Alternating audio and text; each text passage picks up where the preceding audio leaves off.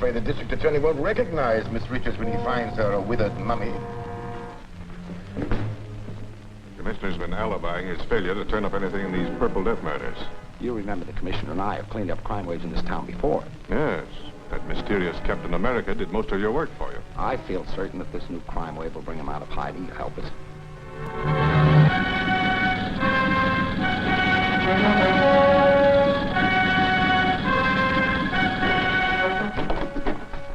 Where's Gail Richards? Well, you'll never find her.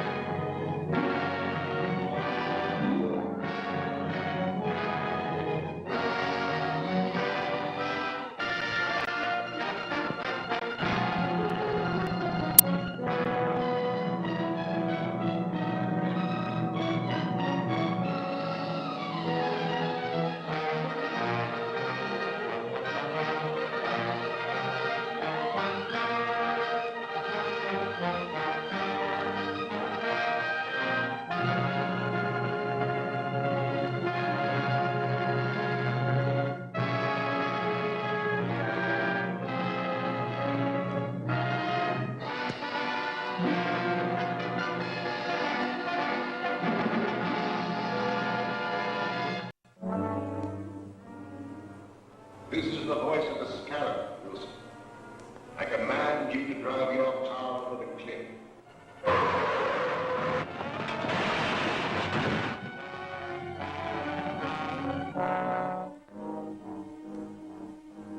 The scarab is speaking to you, Evans.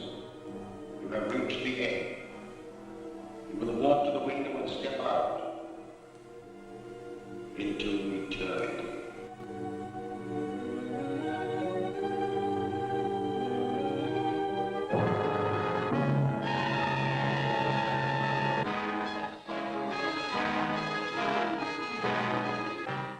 You are under the power of the scarab, Jackson. Your weapon is in the right-hand drawer of your vest. Use it.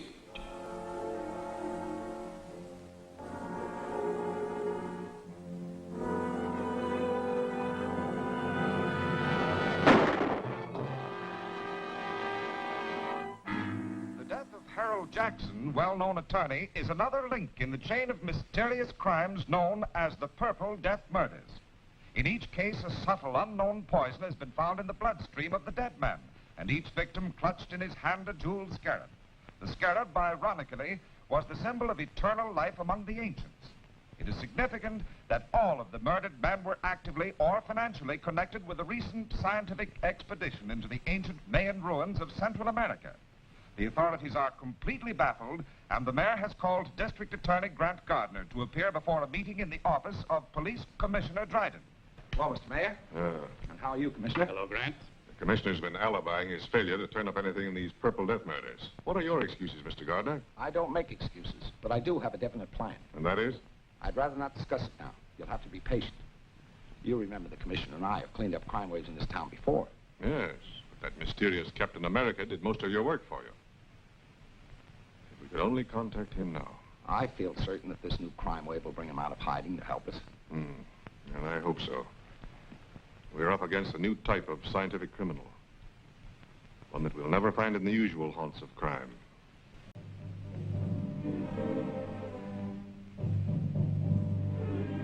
I tell you, Dr. Maldo, there's a curse on everyone connected with that Mayan expedition. Jackson's gone, and Wilson, and Evans. Why, you or I may be the next victim of the Scarab's purple death. My dear Professor Lyman, you're overexcited. Calm yourself. Here, have a cigar. Thank you.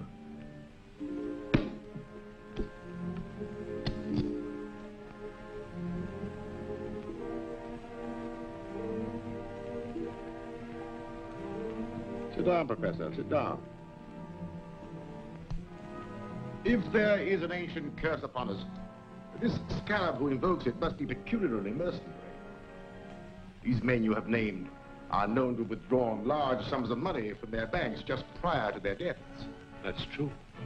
But I'm not wealthy. Ah, but the scarab wants other things. Rare jewels, paintings, antiques. He also wants scientific secrets such as you possess. Just what do you mean? The scarab wants the plans of the thermodynamic vibration engine which you have invented. How did you find out about my vibrator? The scarab has his own methods of obtaining information.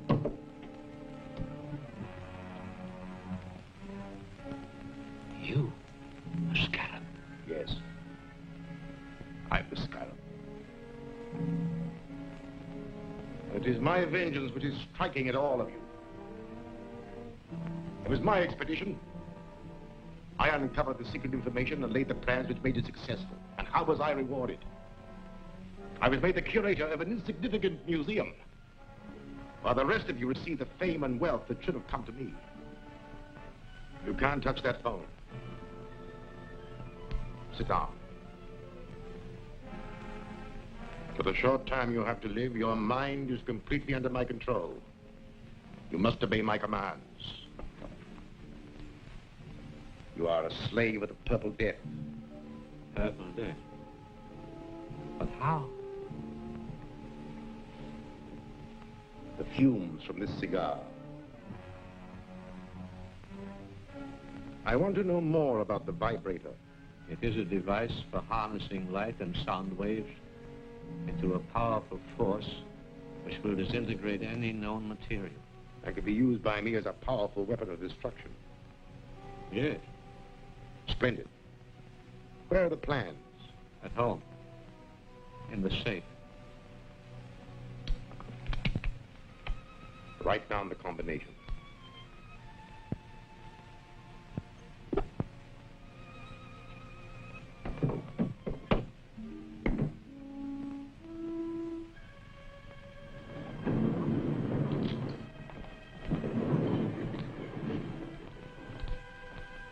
Gruber, you will take Professor Lyman out. He will obey your final instructions. Yes.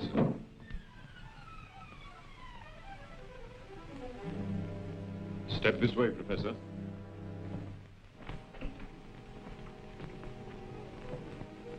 Farewell, Lyman. We'll find the plans in Lyman's safe. Here's the combination.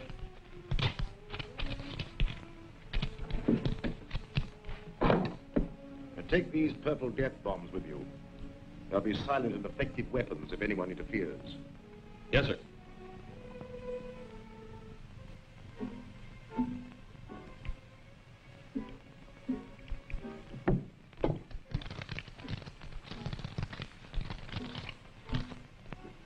This is what we're after. Just a minute.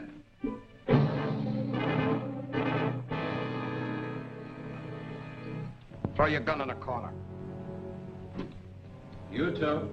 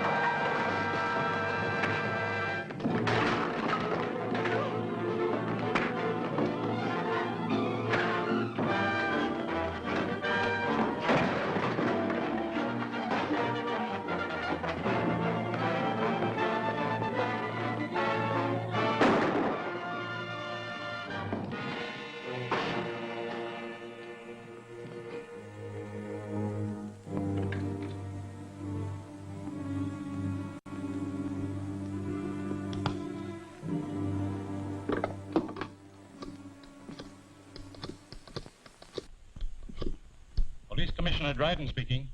This is Captain America. What's that? Where are you? Never mind that. Professor Lyman's life is in danger. Professor Lyman is dead. He stepped off a curb in front of a truck. Another Purple Death accident.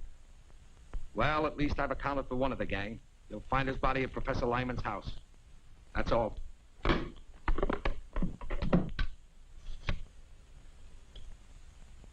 Get me the district attorney's office. Office of the District Attorney. Gail Richards speaking. Let me speak to the DA. Mr. Gardner isn't here now, Commissioner, but I expect to hear from him shortly. Well, tell him that Captain America's on the job. He just killed one of the Purple Death murderers. I'll tell him.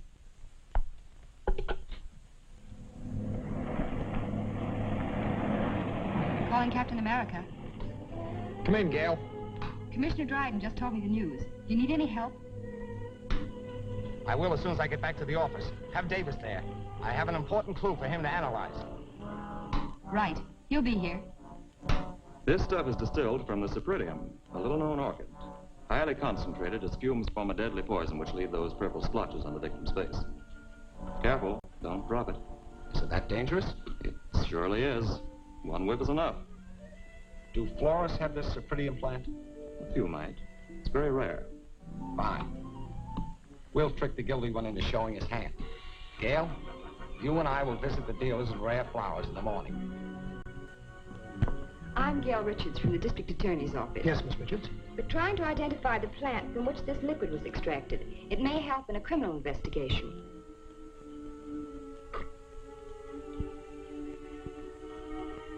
Sorry, I can't identify it. Thank you.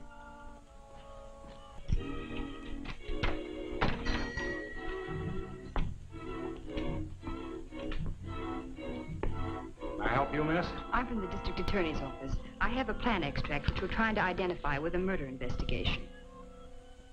I'm sorry, miss. I'm afraid I won't be able to help you. Oh! I see you do know what the Purple Death Bomb is. You fooled me, all right, but it isn't going to do you any good. Get in there. Don't talk. Move.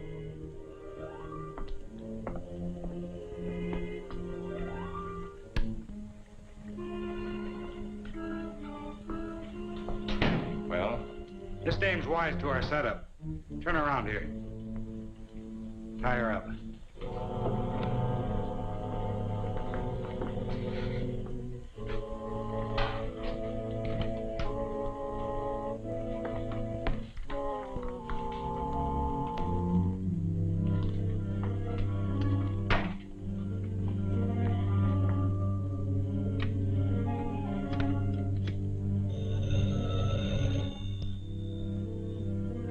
Yes, speaking. The girl from the district attorney's office just came in. She had one of our Purple Death bombs and tricked me into showing my hand. What'll I do with her? You have plenty of the extract? Use it.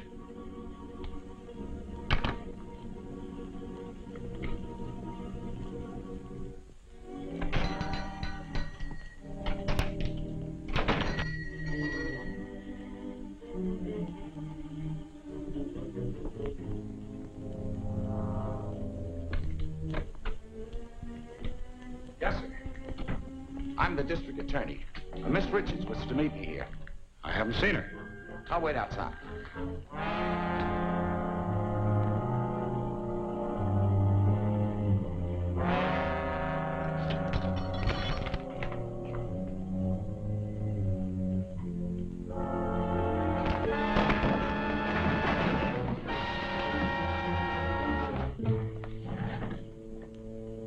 Take me to Miss Richards.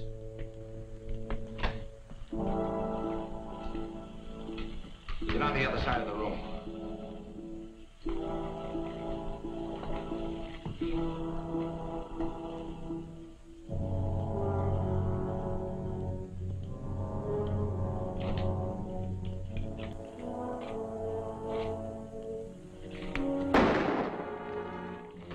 This contains the Purple Death. Drop that gun or we'll all die.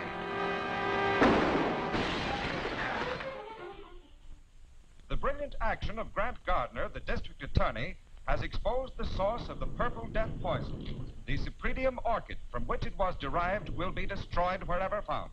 Mr. Gardner is conducting a searching investigation into the affairs and acquaintances of Professor Lyman, latest victim of the poison. I've just come from the district attorney's office. He's questioning all the survivors of the Mayan expedition. He doesn't suspect us. No. But we have something else to worry about. We are not the only ones who know the secret of Lyman's dynamic vibrator. Is there another set of plans? No. Worse than that. There's a working model which Lyman and his assistant Gregory constructed at Professor Dodge's laboratory. The district attorney is taking some technicians there tonight to see a demonstration and learn all about it. But if they learn how it works, then my secret weapon will no longer be a secret. And someone will ultimately devise another machine to counteract it. Therefore, the model and Gregory must be destroyed tonight. That won't be difficult. The directions with these plans show how to step up the power of the machine so high that it'll destroy itself, along with the building and everyone in it. but suppose Captain America is on the job again. We know that Captain America gets information through the office of the district attorney. All I need do is to give the district attorney a tip about the scarab that will send Captain America off on a false scent. And that I have arranged to do tonight.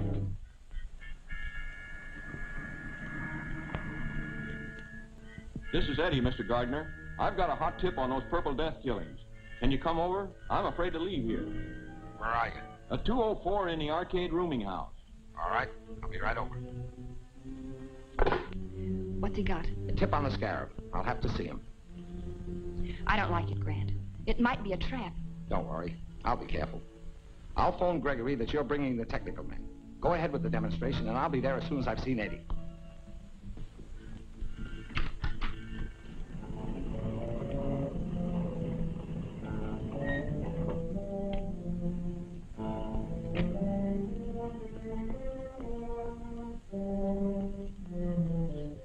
Well, your phone call worked, all right. Here comes Captain America. But I phoned the DA. That's right. And Captain America shows up as we expected. Well, you served your purpose, Eddie.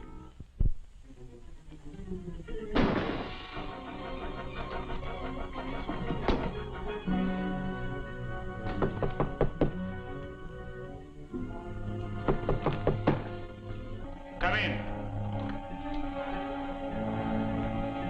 Come on in.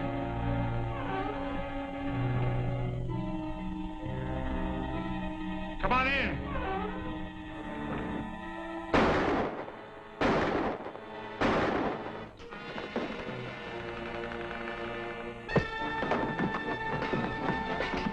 Start talking. Who's your boss? I don't know his name. Stop, there are 2 bullets left. Yes, I'll hit one presently. Wait, I'll talk. His name is Maxim. Keep talking. He wanted to get you out of the way. They're pulling a big job at the office of a guy named Dodge. I don't know what it's all about. Well, I do.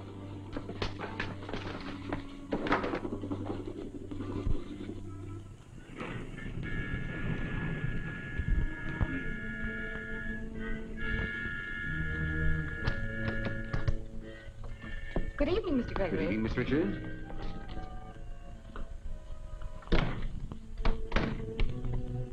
Mr. Merritt and Mr. Norden are here to witness your demonstration of the vibrator. Oh, yes, the DA telephoned me. I'm glad you came. I alone know the secret of this machine, and it's a heavy responsibility. So, come this way, please.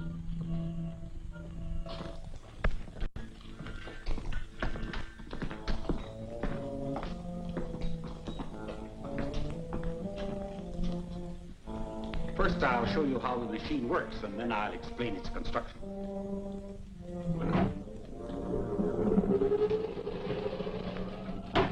In a few minutes, we'll have generated sufficient power to destroy this miniature structure. Now, if you'll step this way, you will see the result of the demonstration.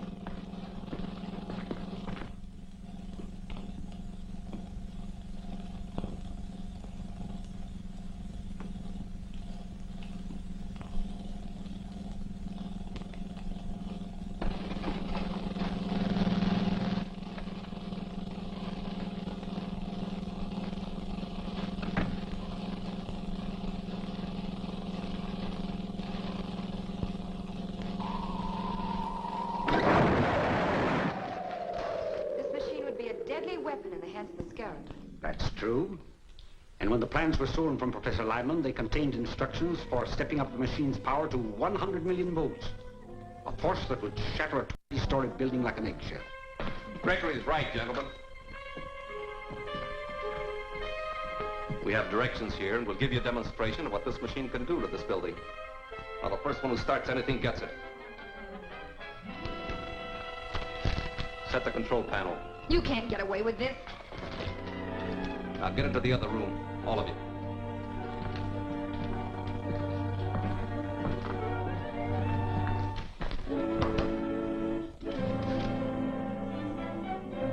Before we wreck this building, I want all of Professor Dodge's papers. Open that vault. I said open that vault.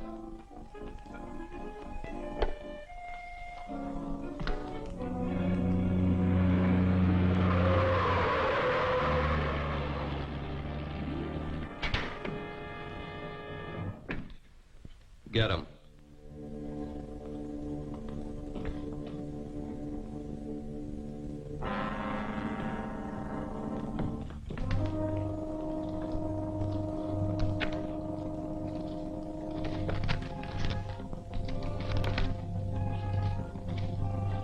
Get in the vault, all of you.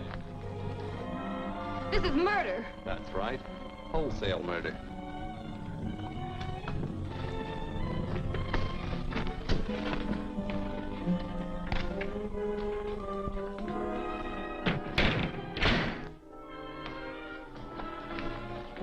All set. Start it up. I'll get the car ready for our getaway. Now, don't leave until you're sure the machine is running okay. Right. If that machine builds up to its full power, this building will collapse in a cloud of dust.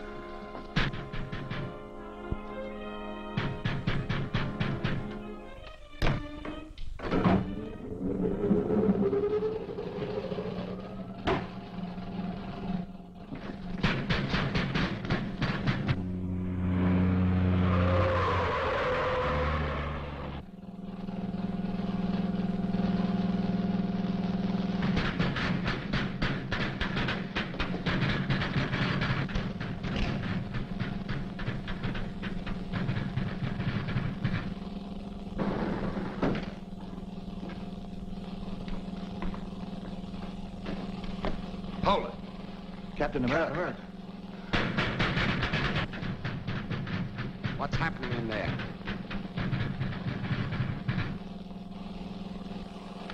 Get over there.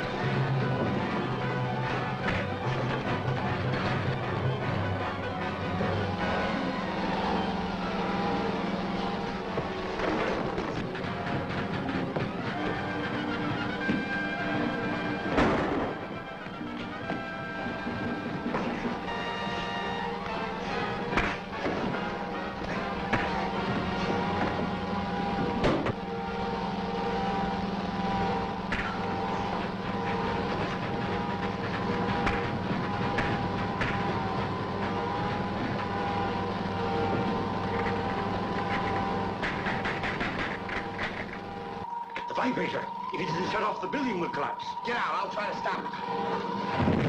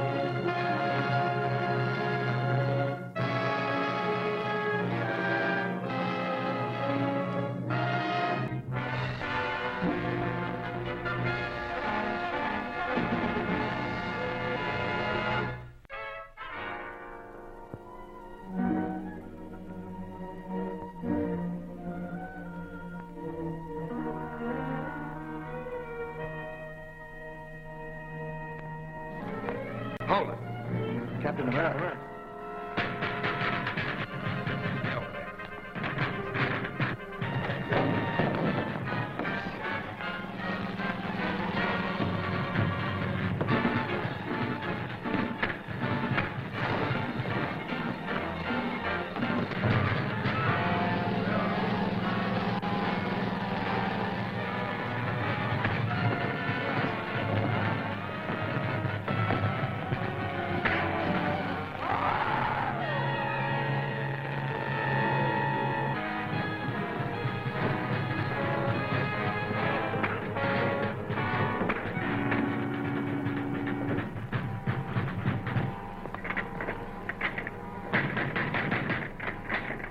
Do any of you know the combination? Yes.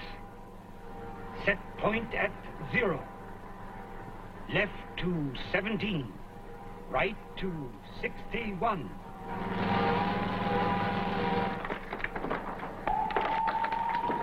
The vibrator. If it isn't shut off, the building will collapse. Get out. I'll try to stop it.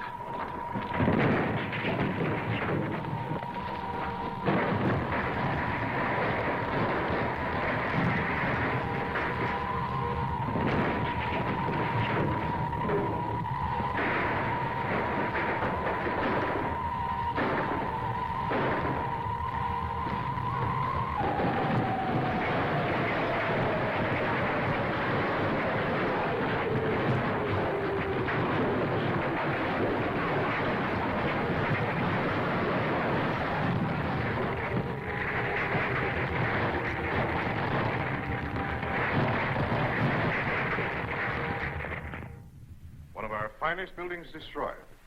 Many lives would have been lost if Captain America hadn't appeared. I'm not trying to discount Captain America's help, Mr. Mayor.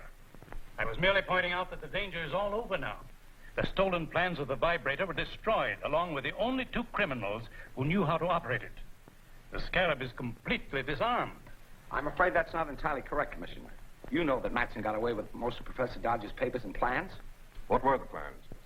The most important one was for Dodge's portable electronic firebolt, a machine that generates an electrical charge powerful enough to cut through steel and concrete like a bolt of lightning. Why, with that weapon, they could blast open any vault in the city. But they don't have the weapon, merely the plans, and in code that'll baffle even the mysterious Scarab.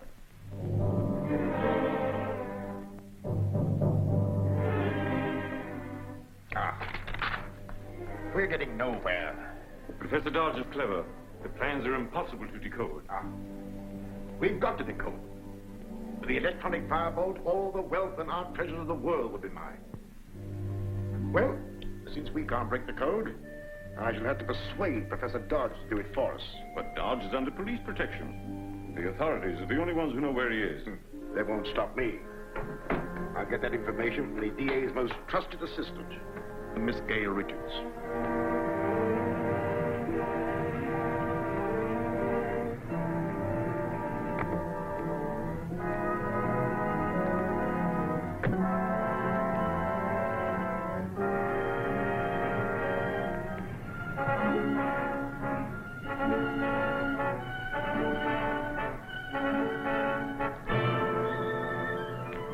Miss Richards. I was introduced by the district attorney. Remember?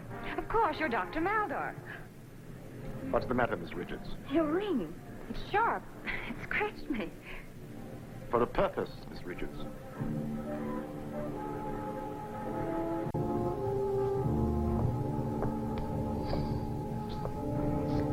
You are under a powerful hypnotic influence that forces you to obey me. I will obey. Where are they keeping Professor Dodge? In the district attorney's apartment, suite 304, Winston Arms. Is the district attorney with him? No, but he's going there soon. How is he guarded? There's a policeman in the apartment with him. Now listen carefully. You will go up to your office and telephone the man who is guarding Professor Dodge and tell him that 2 detectives from the district attorney's office are coming over to question him. You must hurry, as the effect of the serum will be working off in a few minutes. When it does, you will remember nothing that has happened. Do you understand? I understand. Good. Then go quickly.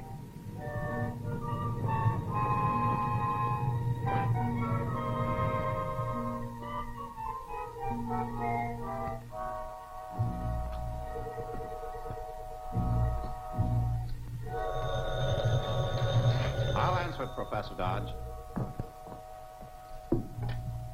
Hello, Clancy speaking. Hello, Clancy. This is Gail. 2 of the DA's men are coming over to question Professor Dodge. All right, Miss Richards. I'll let them in. Thanks, Clancy.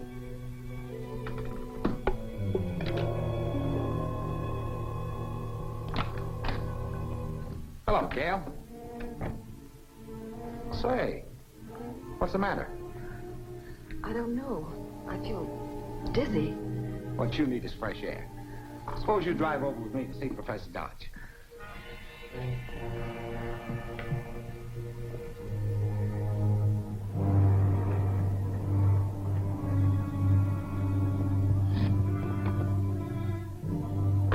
I won't be long.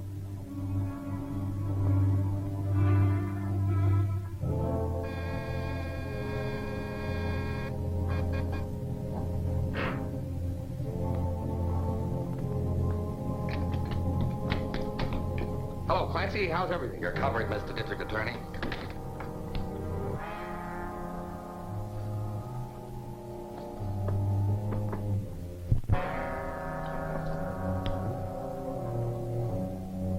This is curtains for you. They hang men in this state for murder. This won't be murder. You're going to commit suicide with your own gun. You just couldn't stand the disgrace of your constant failures. And the kidnapping of Professor Dodge was the last straw.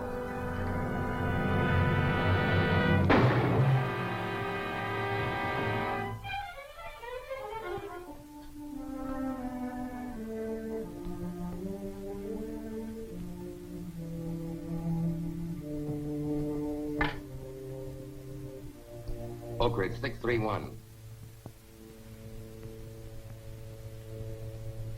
Hello, Joe. This is Tate. Now listen, when Matson gets there with Dodge, tell him everything's okay. I just took care of the DA. You think you did. The first cartridge in my gun is always a blank, to be fired as a warning shot. Turn around.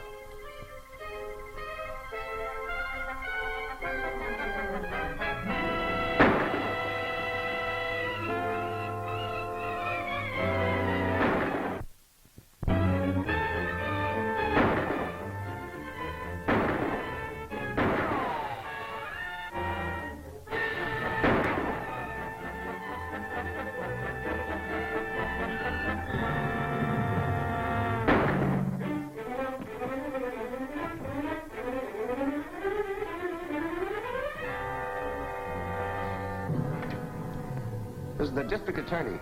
Please get the telephone supervisor and find out the address of Oak Ridge, 631. Call me back here.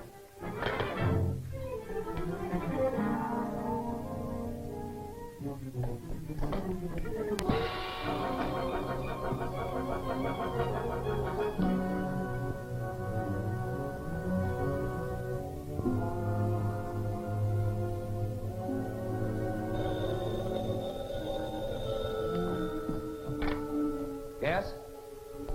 Watson Feed Barn, Glenmore Road. Thanks.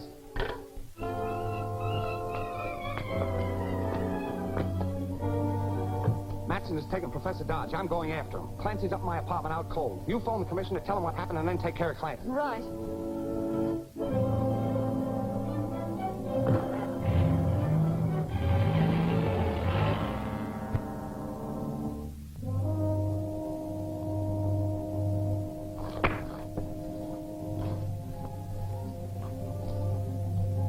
Better change your mind and tell us the code key to these plans. No.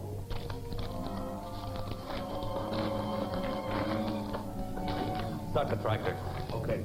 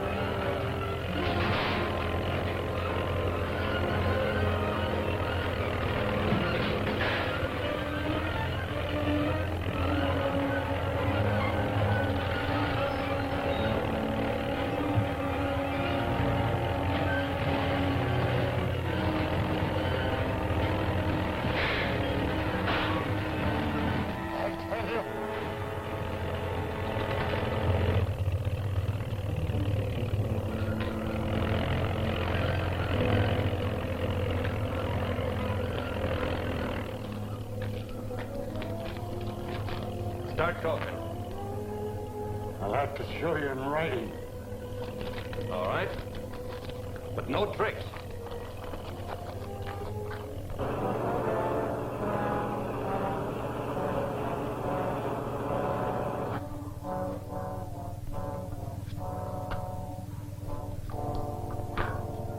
Go ahead. All the specifications are in letters instead of numbers. Code is based on the 10-letter word Davenport's.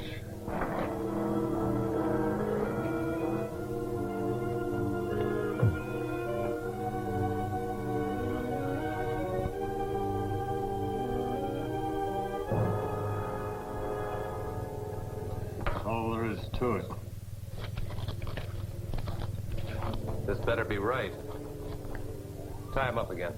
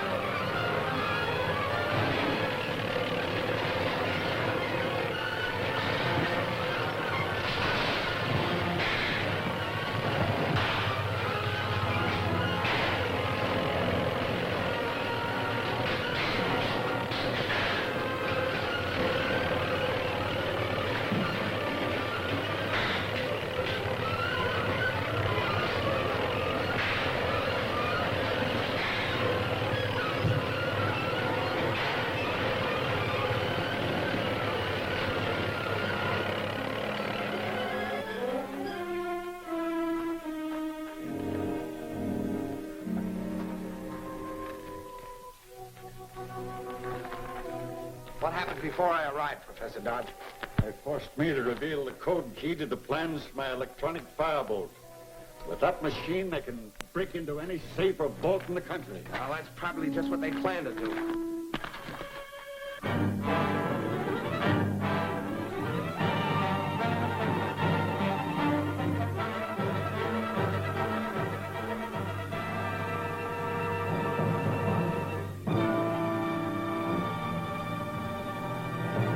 Using some mysterious device which burns through steel and concrete, thieves last night broke into the Hammond Art Galleries. Many of the world's most priceless paintings, old masters, irreplaceable originals were removed. The daring safe breakers are still at work. Their latest objective was the home of Jacob Mortimer, the famed collector. Rare manuscripts and first editions of inestimable value have disappeared. Insurance losses to date have already exceeded $1 million. Public demand for action is mounting, and law enforcement agencies seem unable to cope with the strange menace. I'm getting enough criticism from the mayor without listening to any more of that. Pretty bad. That electronic firebolt is a powerful weapon in the hands of criminals, but I think we can stop them now. You mean if that machine of Professor Dodge's really locates the firebolt? You can depend on Professor Dodge. His locating device will be finished today. And the next time they use that firebolt, we'll have a chance to trap the Scarab's gang. At this rate, you'll soon have every art treasure and antique of the city. Don't be too confident. The district attorney is no fool, and Professor Dodge is a very competent scientist. They haven't stopped us yet. No. But I must learn what their plans are. You're going at once to find out what's happening at the district attorney's apartment in the Winston Arms.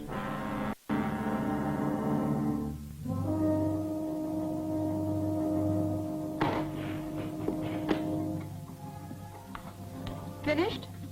All except the installation of the Firetone tubes, which must be fitted by the skilled technicians of the Munson laboratories. And as a precaution, Mr. Gardner wanted to take the control unit to the laboratories himself. I'll tell him it's ready. Get me the district attorney.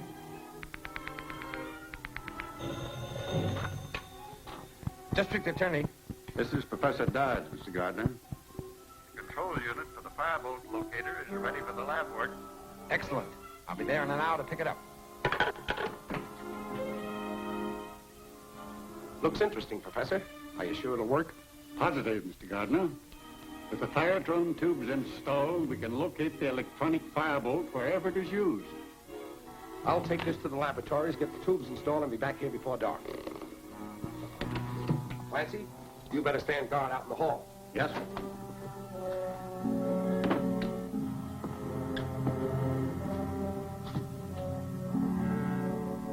Someone's tampering with Grant's car.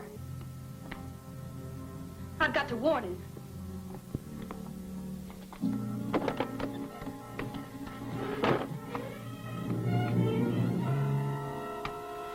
H.I. M.A. calling H.I. Come in, M.A. The job's finished. The stuff will make his motor heat up. And as soon as it hits the boiling point, the car will explode like a bomb. Here he comes.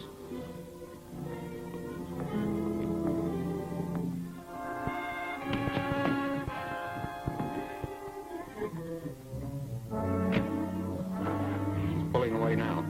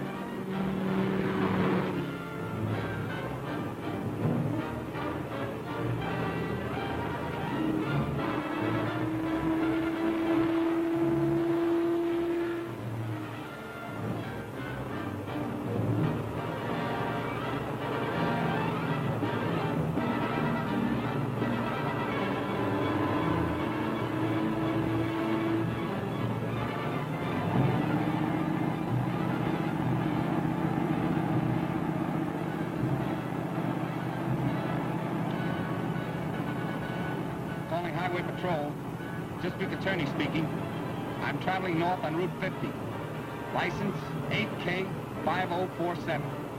Notify all police in vicinity to stop and detain occupant of station wagon trailing me. District Attorney, license number 8K5047. Traveling north, trailed by station wagon. Got it.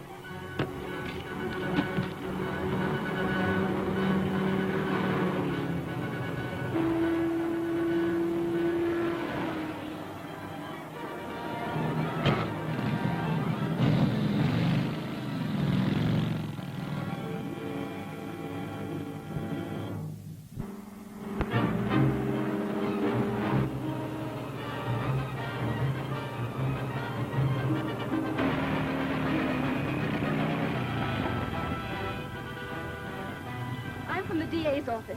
Here are my credentials. I'm trying to overtake the DA. Someone's tampered with his car. I'll phone headquarters to flash him a radio warning.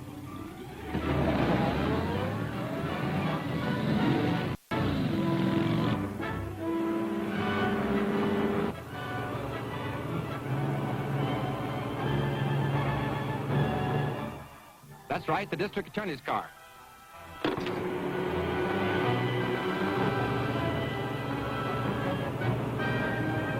Highway Patrol, calling District Attorney Gardner. Urgent. Come in, please. Gardner speaking. What's wrong? Examine your car for trouble. It's been tampered with. Thanks, I'll check it.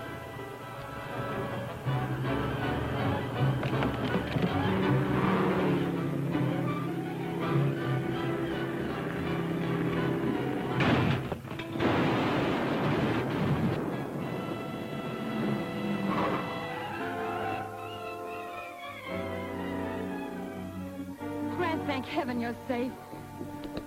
So is the control unit for Professor Dodge's locating device. The scarab won't know that. I'll prepare a headline that'll convince him it's still safe to use the firebolt. Let's go. Mystery car explosion injures DA. Scientist locating device unit destroyed.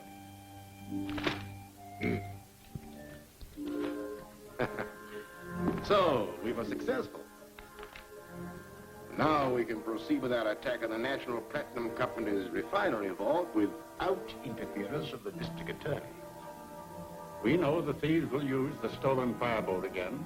And when they do, its electronic radiations will illuminate this bulb. Then I'll run the pointer along the contact points. When I make a contact on the area where the firebolt is working, that light will start flashing. Look, the electronic firebolt is being used somewhere. Now's our chance to locate it.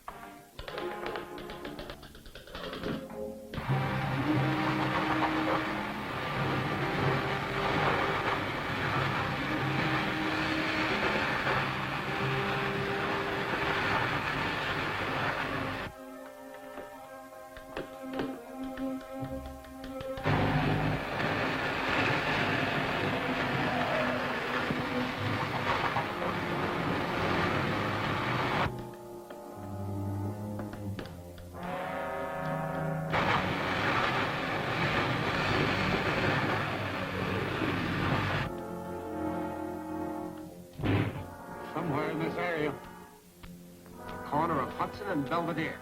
Thanks, Professor. That's all I need to know. Mr. Gardner's a brave man. I'd feel much happier if Captain America were with him.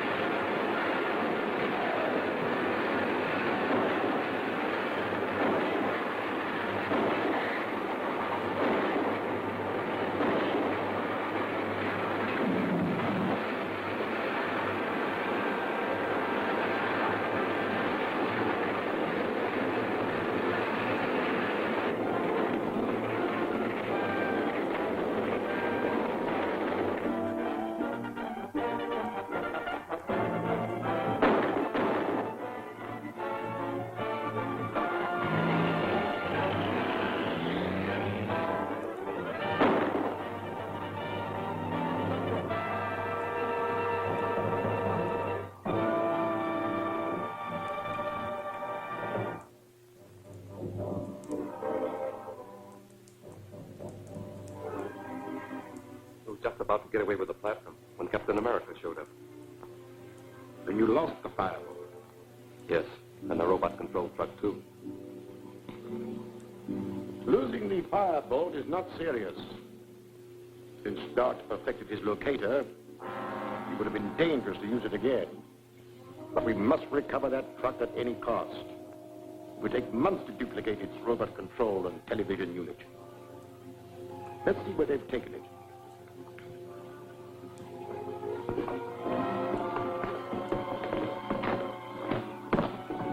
Turn on the television controls.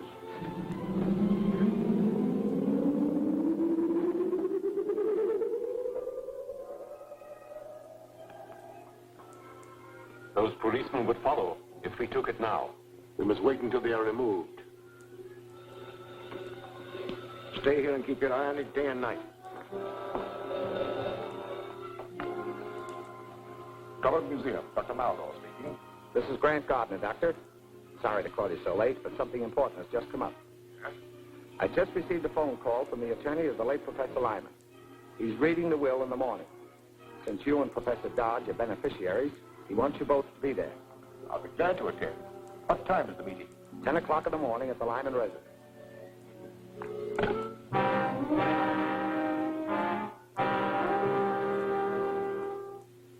And the balance of my estate to be dispersed as follows. To Professor Dodge, my lifelong friend, I bequeath my home and all its contents. To Dr. Maldor, for his loyalty and untiring efforts in the cause of science, I give all my rights and interests in the Drummond Museum, with the exception of the Mayan crown jewels now in his custody. The jewels will be turned over to Professor Dodge and sold to finance an expedition into the Mayan jungle to search for the lost city of Zada. That is all, gentlemen. Now that you've inherited this estate, Professor, do you propose to live here? I hope so. If you think it's safe. I'll make it safe. I'll keep police guards around here as long as there's any sign of danger from the Scarab. Thank you. What progress are you making in the Scarab case? Not much. But Captain America's turned a truck over to us that may hold a clue. The mechanic is checking it now. You should be able to give me a report on it by the time I get there. Now, if you'll excuse me. Well, I must be getting back to the museum. I'll deliver the Mayan jewels to you tomorrow. Very well, I'd expect you. Goodbye.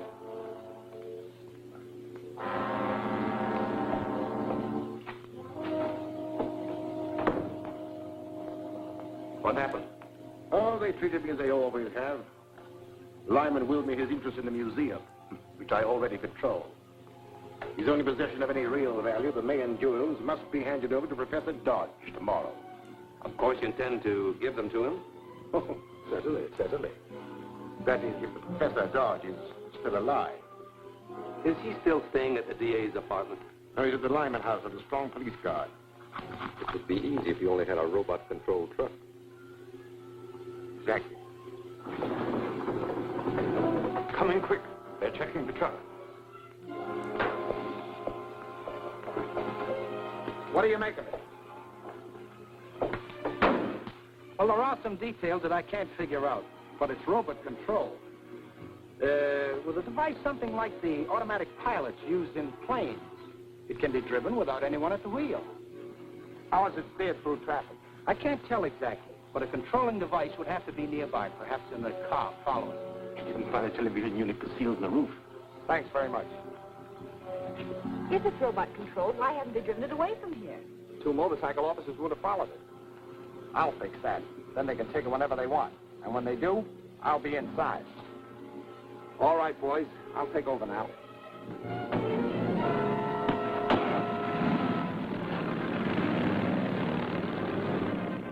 Better stand by the office just in case I need you. The second that door closes on Mr. Gardner, be ready to take control of the truck. All set. Good. Take her away.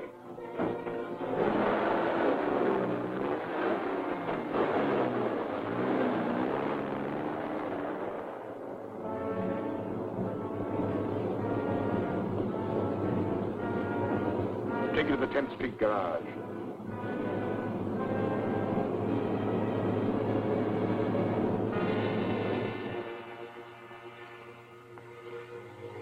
H1 calling B10. H1 calling B10. B10, come in. The robot truck is on the way to you. Be ready for it. We're set. Get set for the district attorney, too. He's in the middle compartment. The scarab wants him alive. Alive, get it? Right.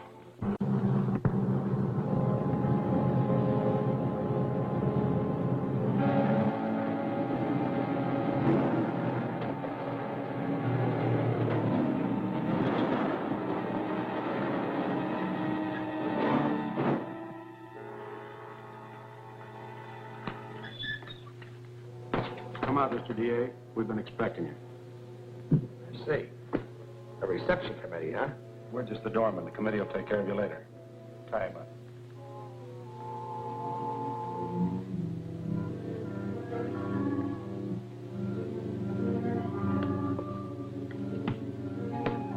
B10, calling H1.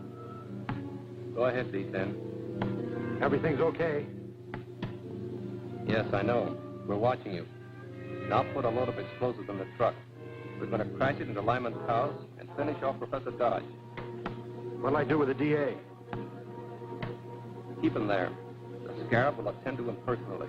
Right.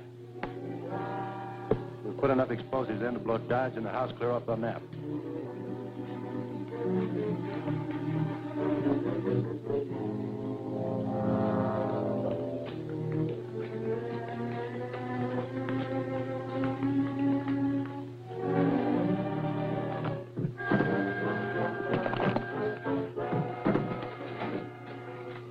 Now it's a traveling bomb. Open the doors. Start it up. Professor Dodge is going to have an unexpected visitor.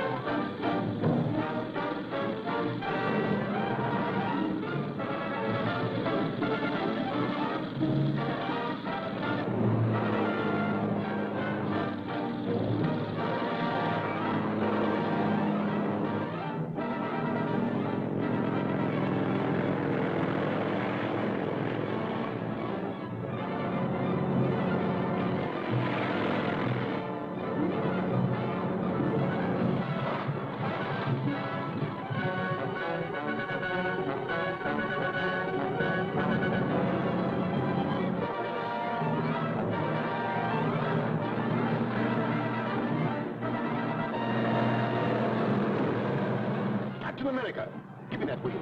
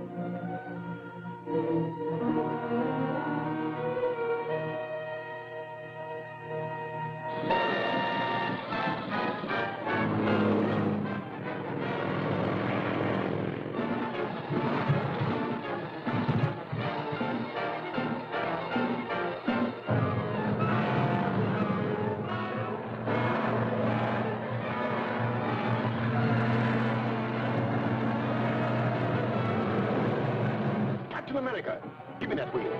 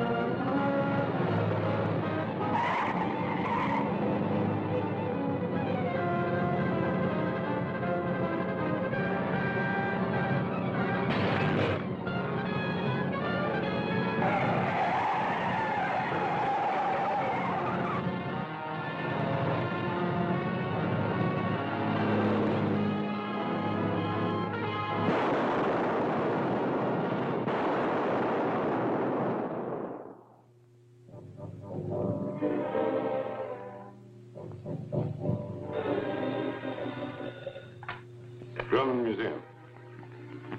Just a moment, please. Professor Dodge. Oh. Hello, Dodge. I've just decided to go to South America with the Fletcher expedition.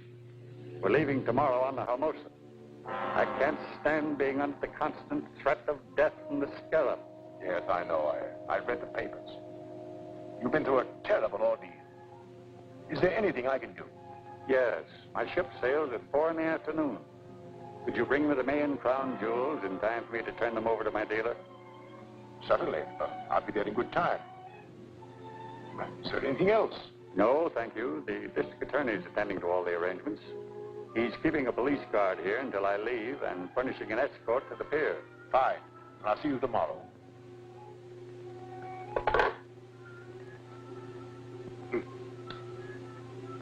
It should be simple to outwit them now. Matson, this is an assignment for Agent M32. Have him make a reservation on the Hermosa and instruct the steamship line to call for his trunk at his rooming house.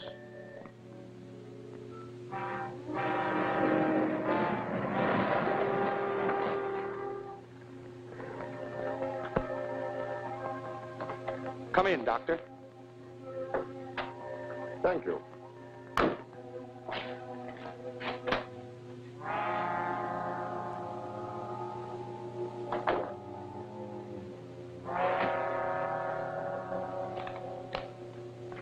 Here is a list of the jewels. You'll find the collection intact. Of course. Beautiful, aren't they? Precious stones that women love and men die for. True enough. Would you sign this receipt, please?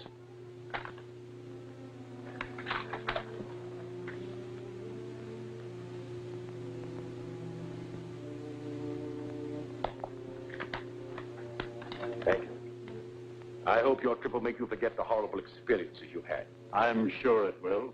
Perhaps by the time you return, the district attorney will have caught the scarab. I'll keep trying.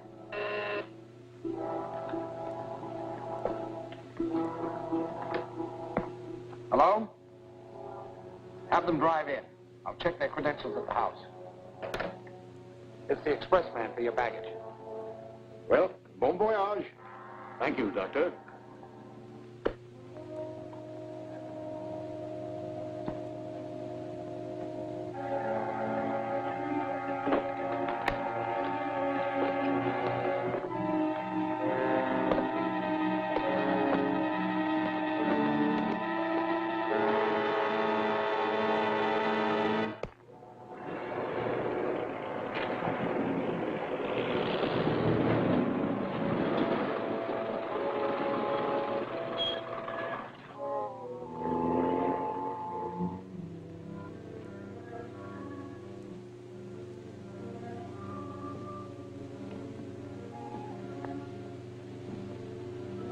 All right, men.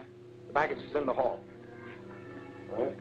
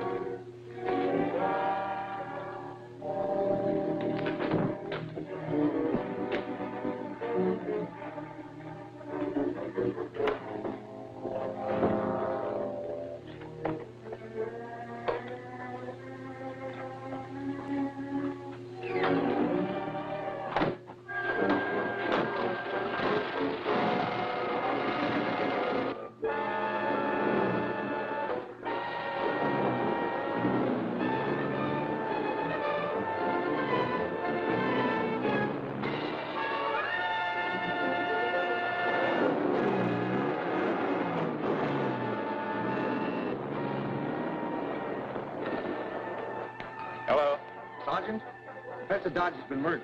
Murdered? Pull that baggage truck till we check on it. Too late. It pulled out and headed north. Have your men search every inch of the house and grounds. I'm going after that truck. Search the ground.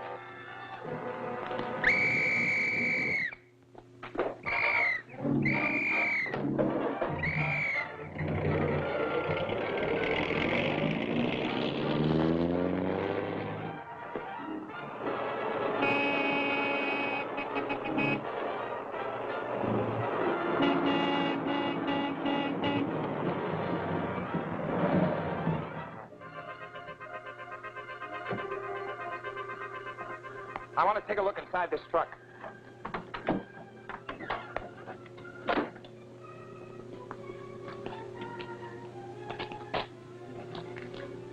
How'd that trunk get opened? I don't know.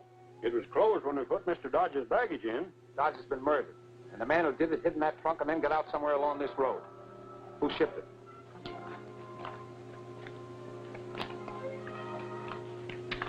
There you are. John Taylor, 721 West Avenue. But he checked out and was just leaving when we made the pickup. Naturally, he would. You finish your route, then bring that trunk to my office. It'll be checked for fingerprints.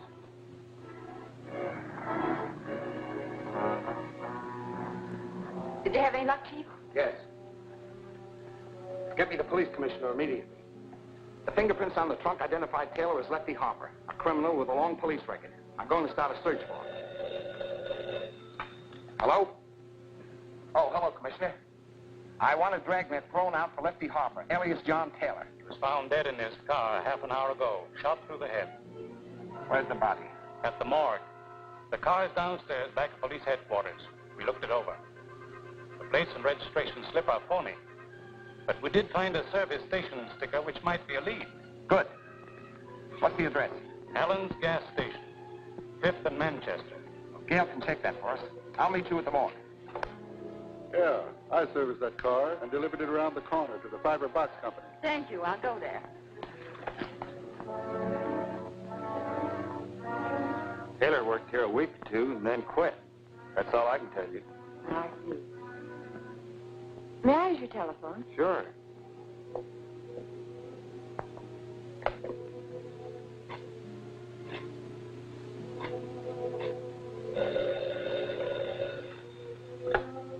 Hello? Yes, Gail. Where are you? Fiber Box Company. Taylor was a transit worker here, but he left. They don't know anything more about him. That's what they say. We're dealing with clever criminals. Now, let's try something like... Let me jot that address down.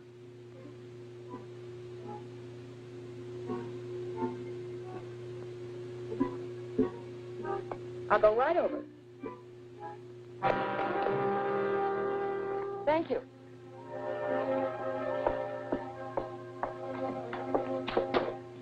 Well, Miss Richards. Louis. What's she doing here? She was asking about Taylor. I told her we didn't know anything. This is the girl who works with Captain America. She's going to tell us who Captain America really is. Aren't you, Miss Richards? No. You can change your mind.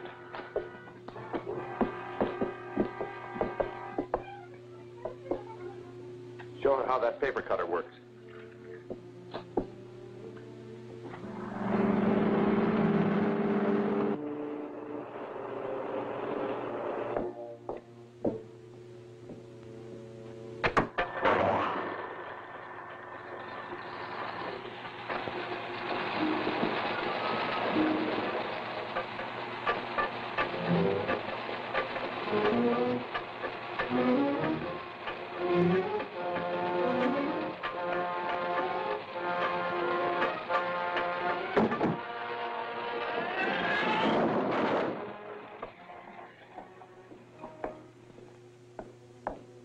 Works just like a guillotine. Ready to talk? No. She'll change her mind when that blade starts down towards her neck. Tie her up.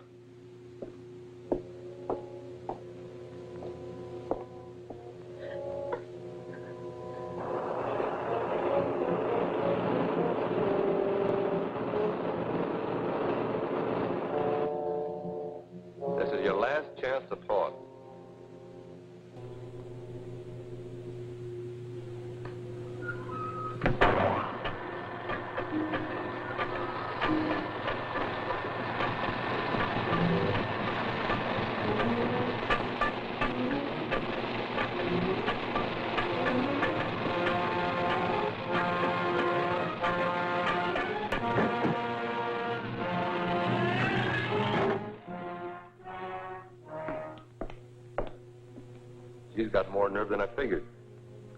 I better phone the boss and put it up to him.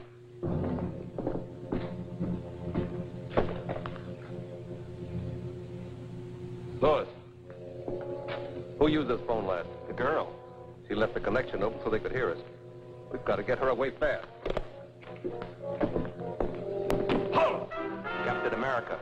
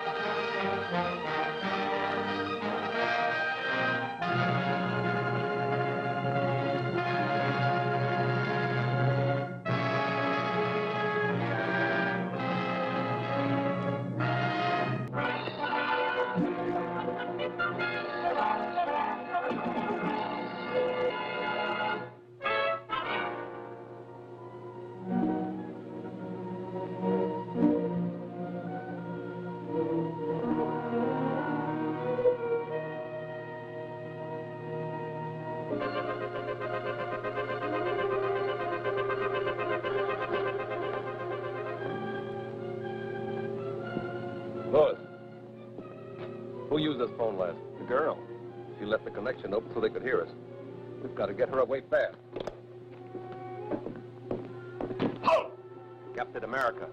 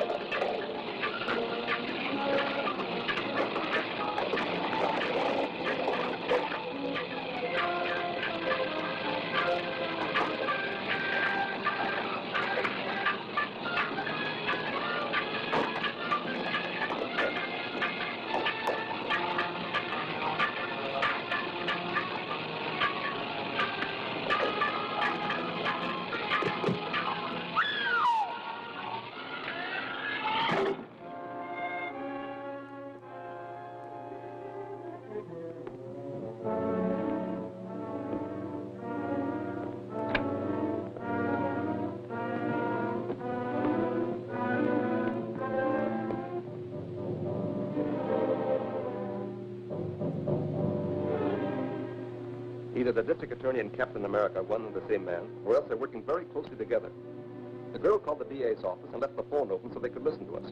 Then Captain America arrived. Well, we will fire over our Captain America in due time. Now we must get ready for the next move. The next move? Yes, against Henley, the petroleum magnate. He also was a member of the Mayan expedition which discredited me.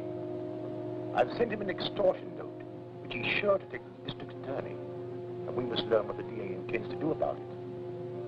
So you're to install a radio dictaphone in the district attorney's apartment. In his apartment? If he should find me there... Ah, but he won't. I've arranged to have him come here.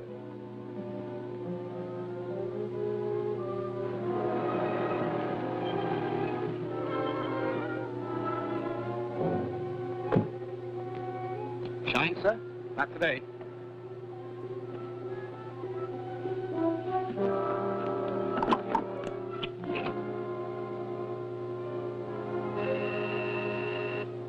Yes, Mark? The district attorney has just gone in. Very well. On your way. I'll keep him here long enough for you to finish the job.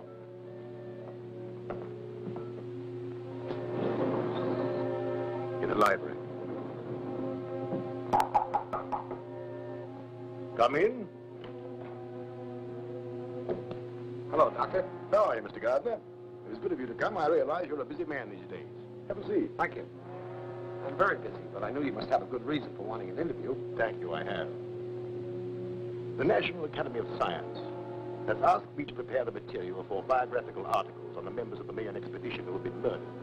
I'd appreciate it if you look over these notes to make sure I'm not divulging any information to the criminals that might interfere with your plans to arrest them. They're only a few pages. Perhaps you could look them over now. Certainly. I'd be glad to, Doctor.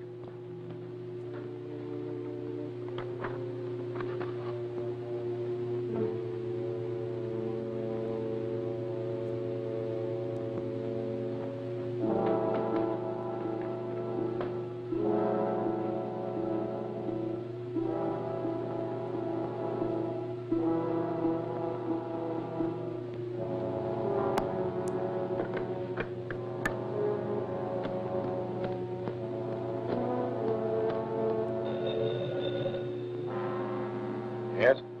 Is the DA still there? No, he just left. That's okay. I'm in his apartment now, and I'll have time to finish. Open your receiver and set it for 20 megacycles, and I'll give you a test. Very well. Gruber.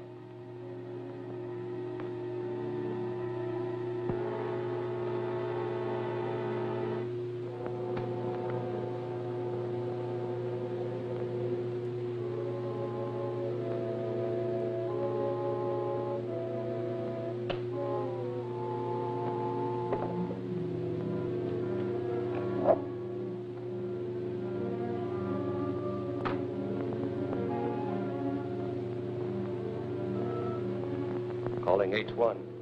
M3 calling H1.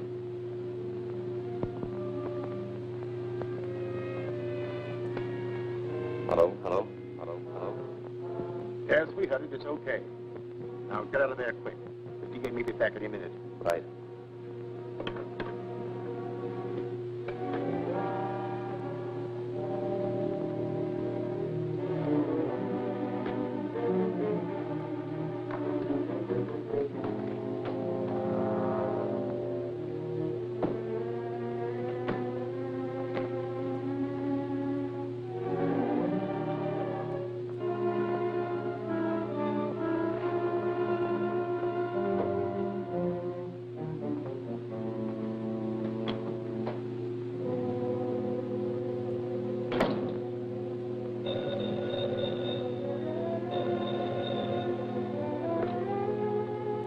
Hello? Hello, Chief. Mr. Henley is here. He's in a panic. Henley? Petroleum magnate? Yes, he's waiting in the outer office. He's received an extortion note signed by the Scarab. Wants to see you at once. Oh, I see. All right, Gail, get a police escort and bring Mr. Henley here. When did he arrive? About 10 minutes ago. I've been trying to get you, but your line was busy. What? What's that? I said I tried to get you, but your line was busy. All right. I'll expect you in about 15 minutes. Very good. When Henley arrives, we know exactly what they propose to do. Now, Mr. Henley, what is this about an extortion note? They mean business, Gardner. Something's got to be done quickly. Henley, if you value your life, you will obey the following instructions implicitly. Draw $100,000 in currency from your bank and return home with it. Wait there for a telephone message instructing you as to the exact time and place when the money is to be left. Scarab.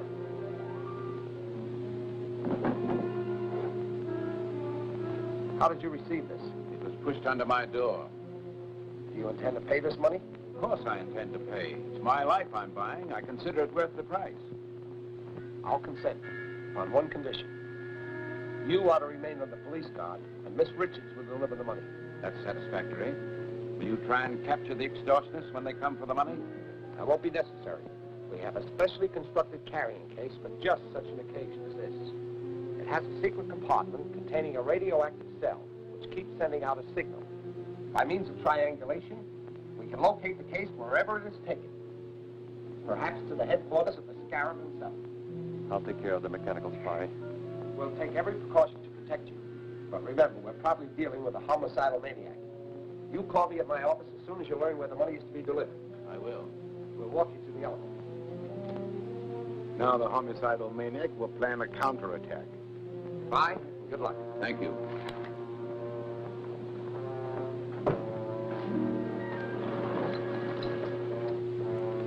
What is this fairy tale about a carrying case? I never heard of it. Neither did I. It's a good idea. But you told Mr. Henley. I not only told Henley, I also told the Scarab. When you said my phone had been busy, I realized someone had been in the apartment. I searched and found a radio dictograph concealed in the bookcase. Then they think. Just what I want them to think.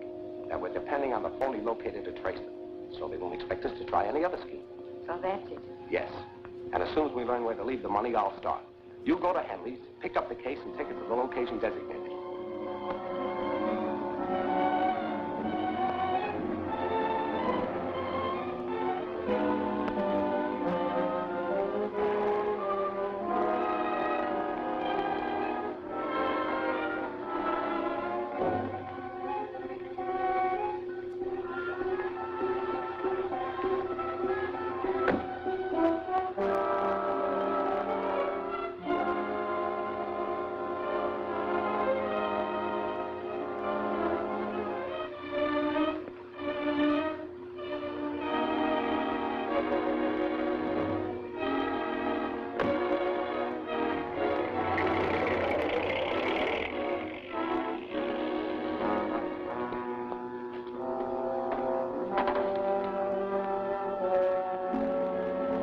Calling number three. Calling number three. Okay, come in. The girl came out alone and left the case. I'll get it. Drive the car around to the other entrance.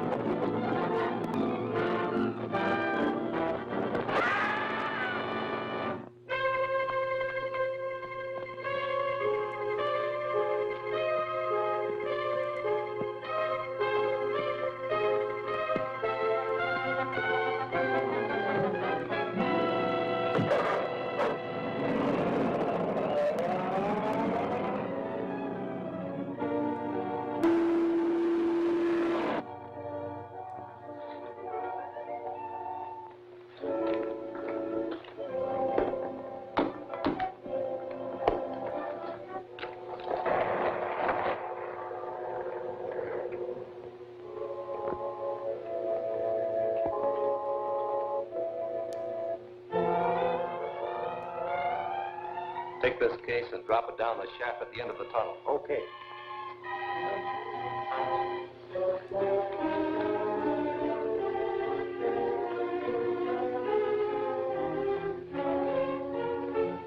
Get your hands up, Matson.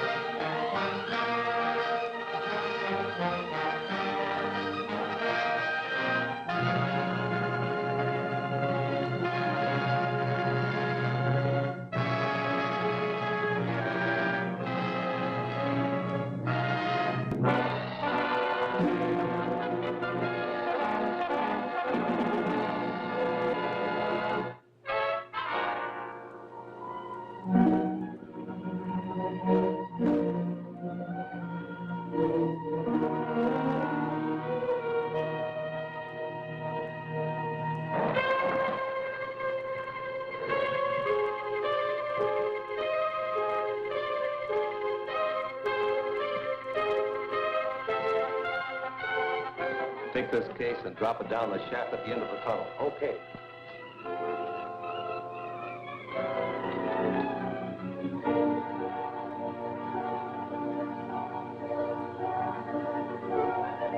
Get your hands up, Matson.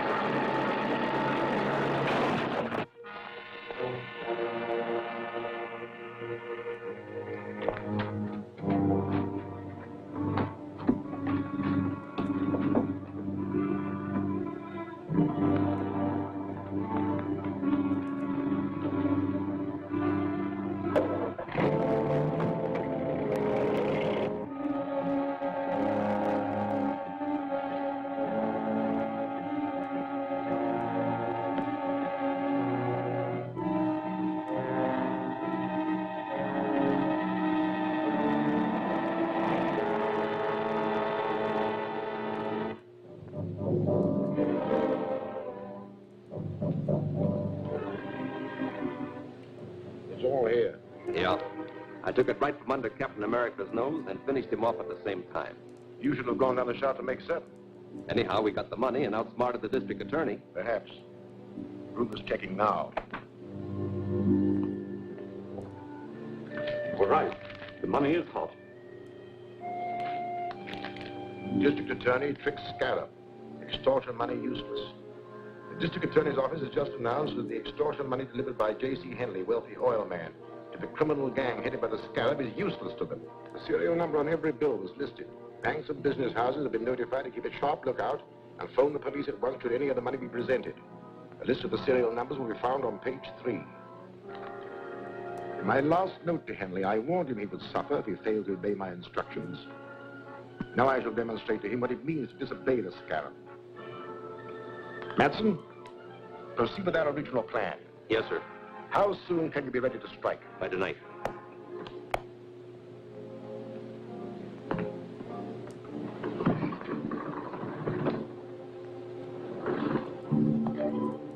After tonight, Henry will be glad to pay any price I demand, in spite of all the protection he can get from the district attorney.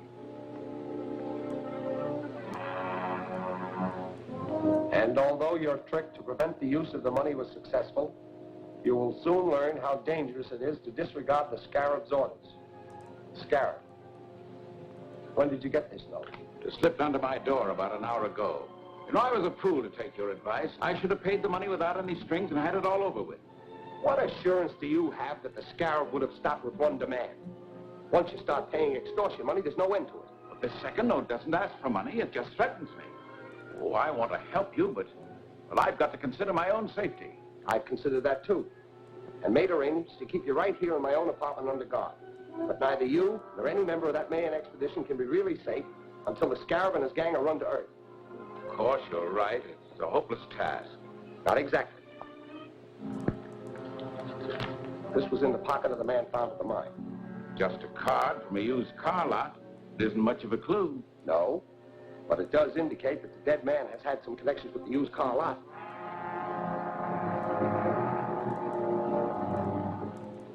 You the manager? Right. I'm Gardner, district attorney. Oh.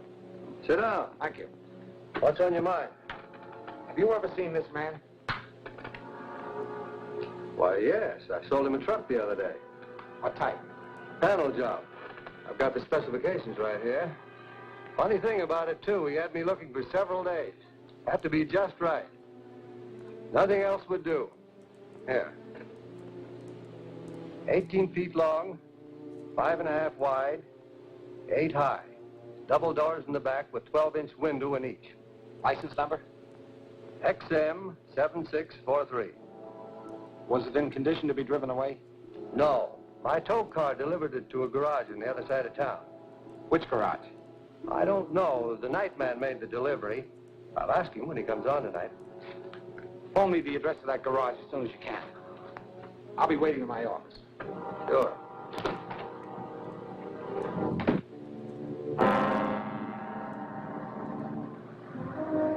So far, the only clue we have is the license number. Now what, please?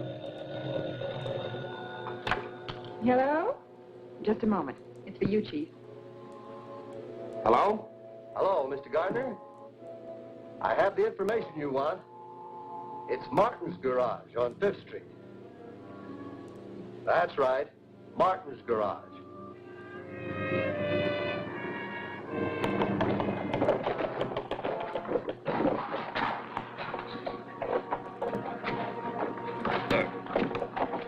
Take it easy with this stuff. All right.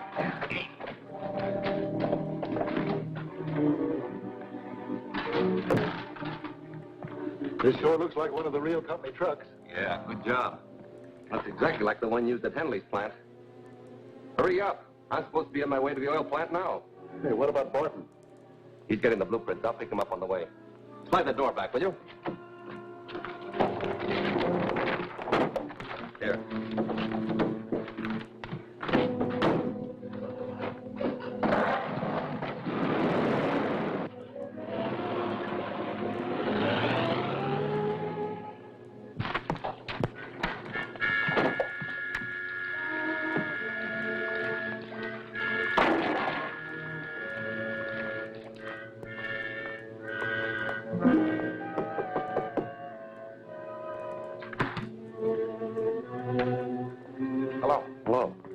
can I do for you?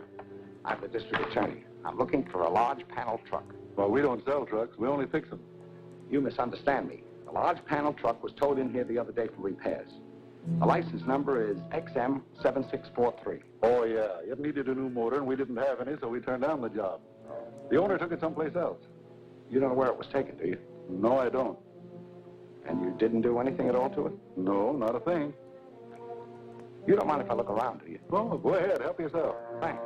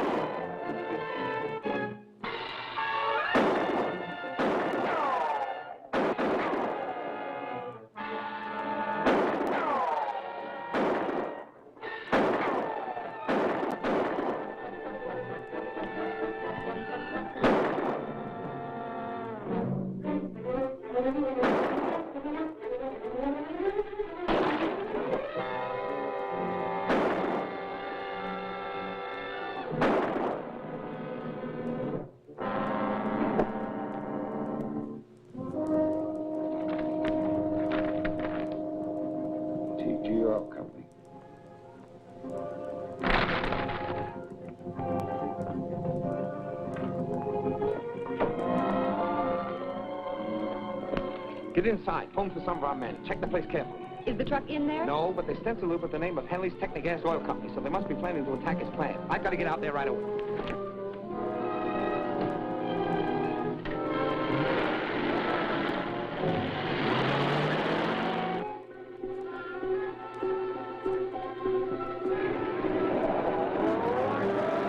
Hey, wait a minute.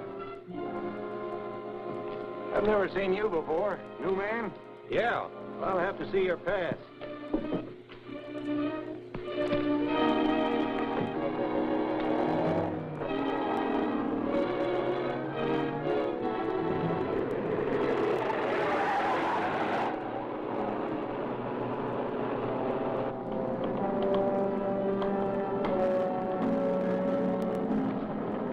Where do we hook them in?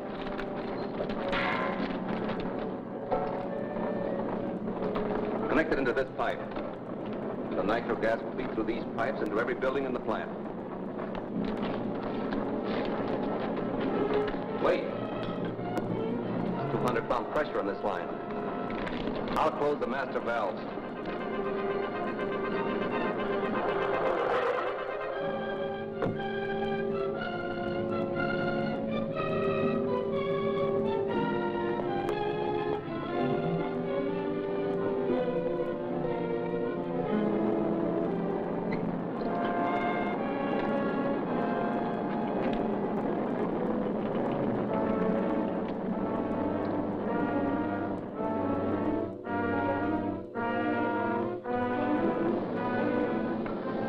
Turn up the fire at full blast.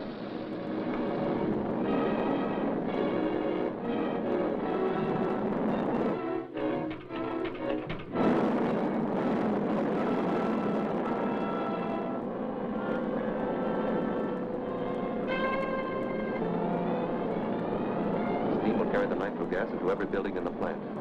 As soon as the pressure hits 350 pounds, the gas will ignite and the whole place will blow up. Well, let's get out of here. Open up that master valve.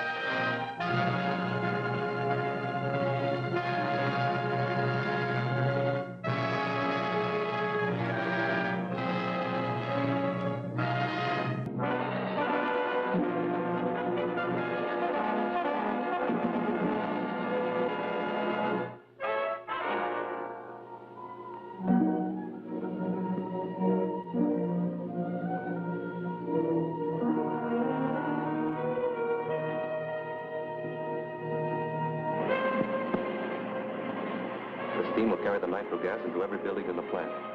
As soon as the pressure hits 350 pounds, the gas will ignite and the whole place will blow up. Well, let's get out of here. Open up that master valve.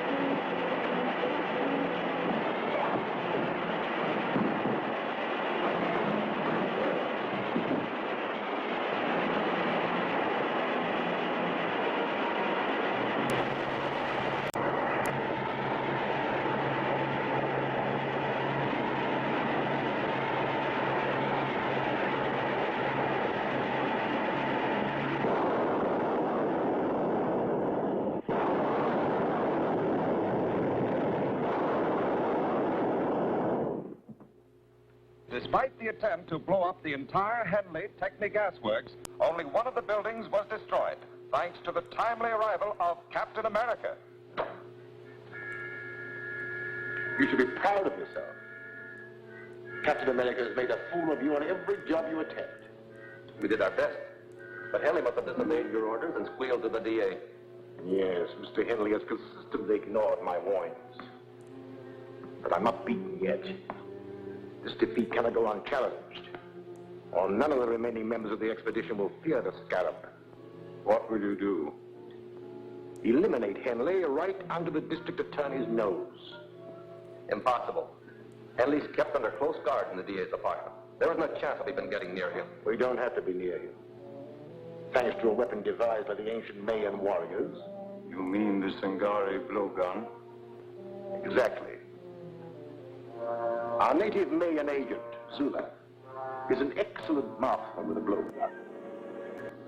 We will post him where he will have an unobstructed view to the entrance of the district attorney's apartment.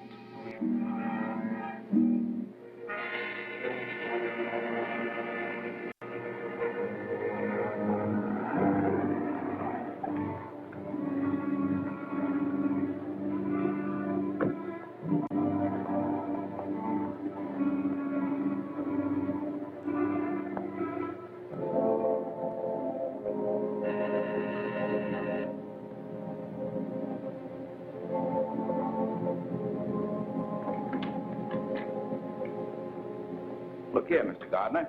I've had about enough of this confinement. Your life is still in danger. You're here for your own safety. Oh, hang the safety. I'm neglecting important business. I'll accept full responsibility in case of further trouble, but you must permit me to go to my office. Very well, Mr. Henley. Only I insist that my men accompany you. Thanks. I'll be only too glad to have them. Clancy, you stay here. Yes, sir.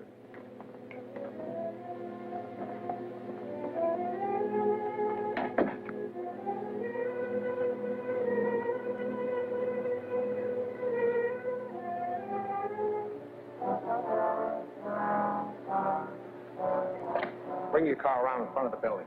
You're taking Mr. Henley to his office. I'll follow in my car.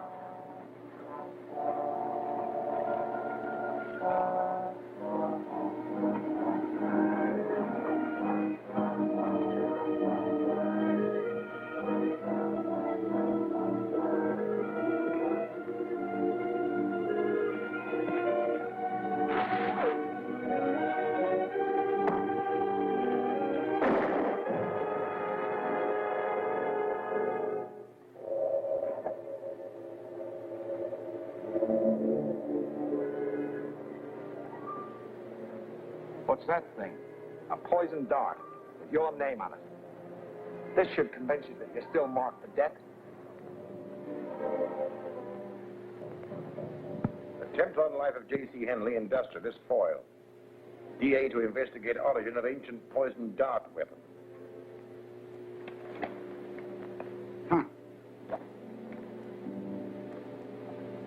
What if that smart DA traces the blowgun here to the museum? That's hardly possible. Professor Grayson was the only one who knew I had it in my possession. He died over 2 years ago. No, Matson. We have nothing to fear from the district attorney.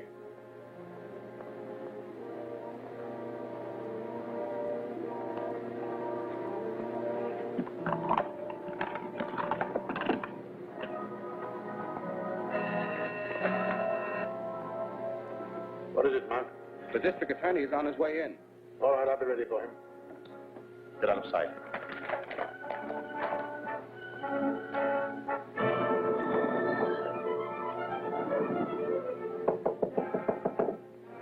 Come in. Hello, Doctor. Hello, Mr. Gardner. What brings you here? I have a clue which may lead to the man who made the attack on Mr. Henley's life. Yes, I read about it in the papers. A shocking exhibition of barbarism. Fortunately, Mr. Henley escaped, and he's now safely on his way to a secret destination. We got the man who fired the dart. But this weapon, ever see anything like it? A Singari blowgun, used by the ancient Mayan tribes in primitive warfare. A valuable collector's item, Mr. Gardner. Any idea who might have had such a thing? No. The only person who could have helped you was Professor Grayson, an authority on darts and blowguns. Unfortunately, he died several years ago. Yes, I know that. I've already wired Professor Grayson's family, hoping they might know someone who can help me. Well, I hope you're successful, Mr. Gardner. Thank you, Doctor. Good day. Bye.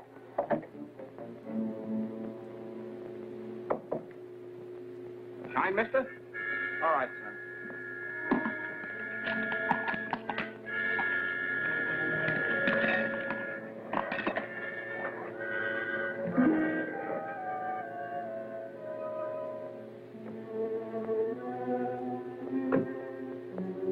I hoped I'd find you here. We just received a long-distance call from Robert Grayson in Northridge. Robert Grayson? The professor's grandson. He's deeply interested in the blowgun attack made on Mr. Henley, and he offered us his help. Young Grayson has made a close study of his grandfather's work. He's sure he can identify the blowgun and probably tell us who owned it. Fine. I'll arrange to have a chartered plane ready at Central Airport tomorrow morning, and you can find the weapon in Northridge yourself. I'll take a rain check on that shine, son. Keep the change.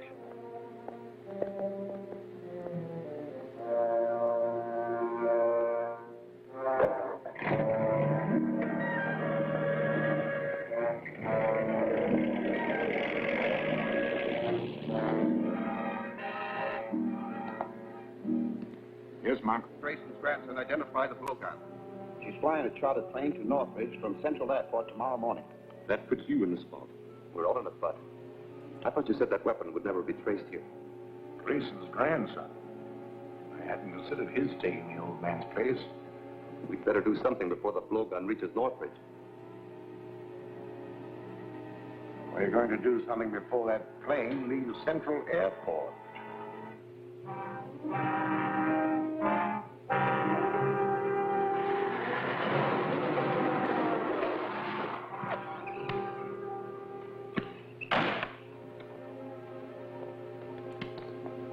Working the DA's office to check on that plane he ordered yesterday. It's on the field. You want to see it? Yes.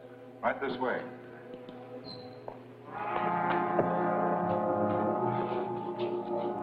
Tie him up and put him in there. I'll check with the boss. Right.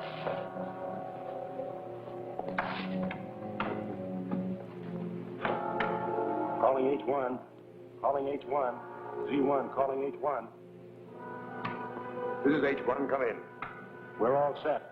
Plane is ready, and the mechanic's taken care of. Good. You'll have plenty of time to install the bomb. I'll have it wired in the plane before the DA gets here.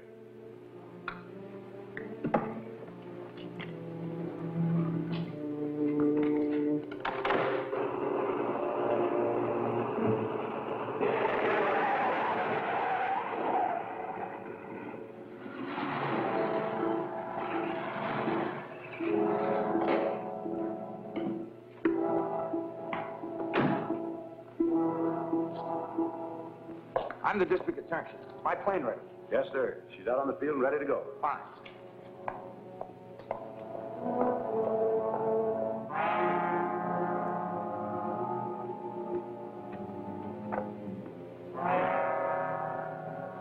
As soon as the motor starts, that bomb mechanism starts operating. And when the clock makes 10 revolutions, everything will go up. Come on, we gotta look busy.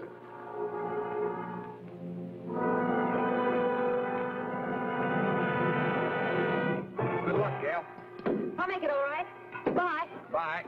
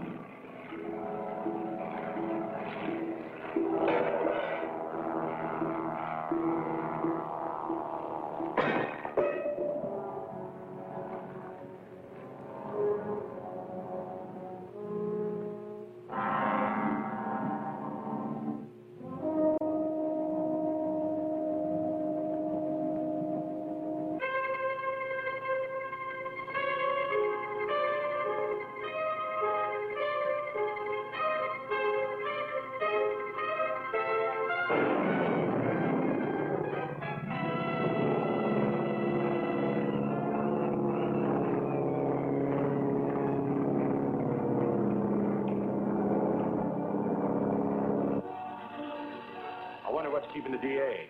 We better find out.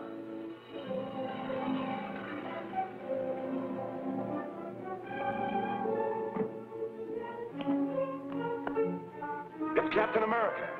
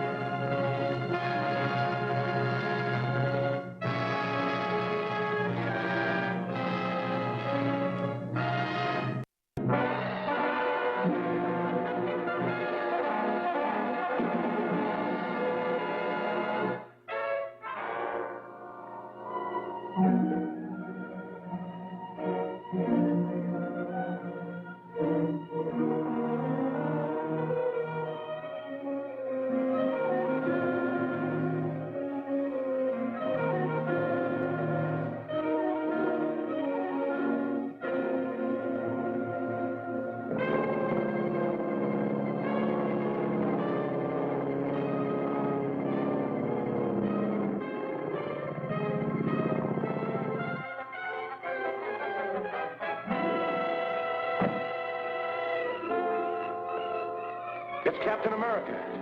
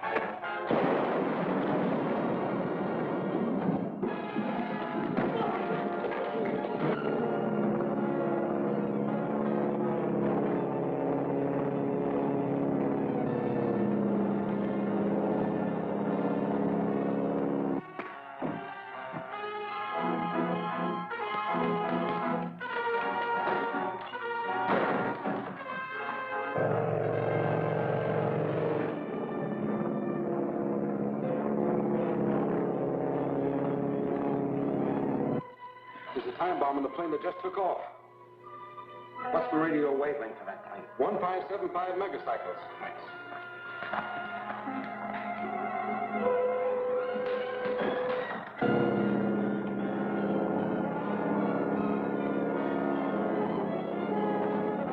Calling Gail Richards. Calling Gail Richards. Come in, Gail. This is Gail. Go ahead. There's a time bomb in your plane. Bail out. Bail out. Okay, Grant.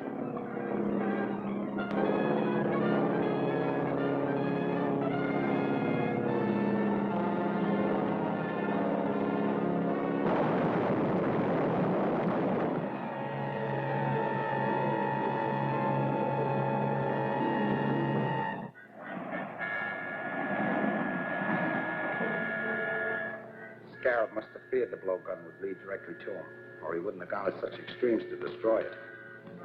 He certainly did a thorough job. There wasn't even a fragment of it left in the wreckage. I don't think those two prisoners will help us much. They're just two small-time thugs hired by Matson for that particular job. I wonder if the Scarab ever heard that the police make plaster of Paris copies of all important pieces of evidence. But we didn't have time to make a replica of that blowgun. I know that, but the Scarab doesn't. We could let the news leak out through the underworld that we have an exact duplicate from which Grayson can identify the owner of the original. And I'm willing to bet it won't be long before the Scarab hears about it.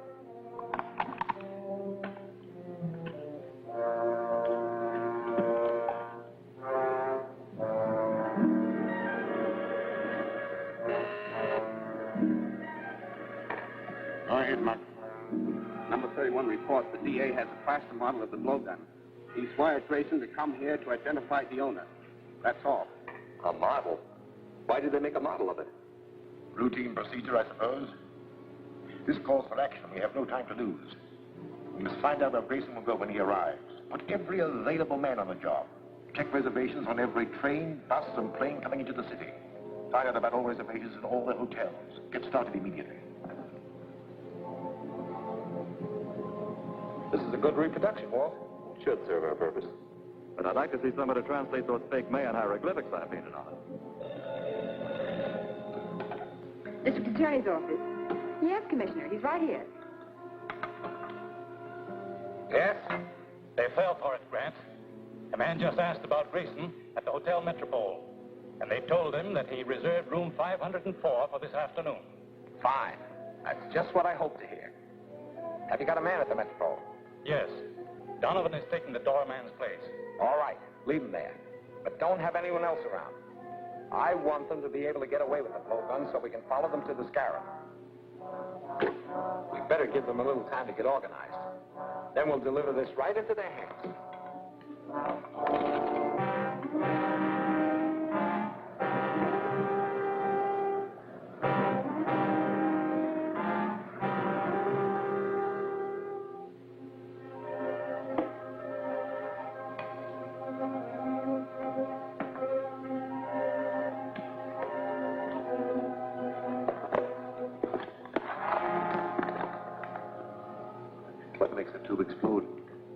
doorbell, and on the second chime, the wire will burn too, causing the tube to drop and break.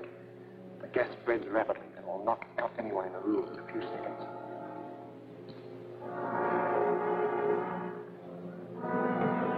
Anything new, gentlemen? Yes. Manson and 2 others went in a few minutes ago. One of them stayed in the lobby, a lookout, I guess, and the others went up to the room. What about their car? Parked around the corner. Drive around and watch their car. If they should leave before I can get back, trail them.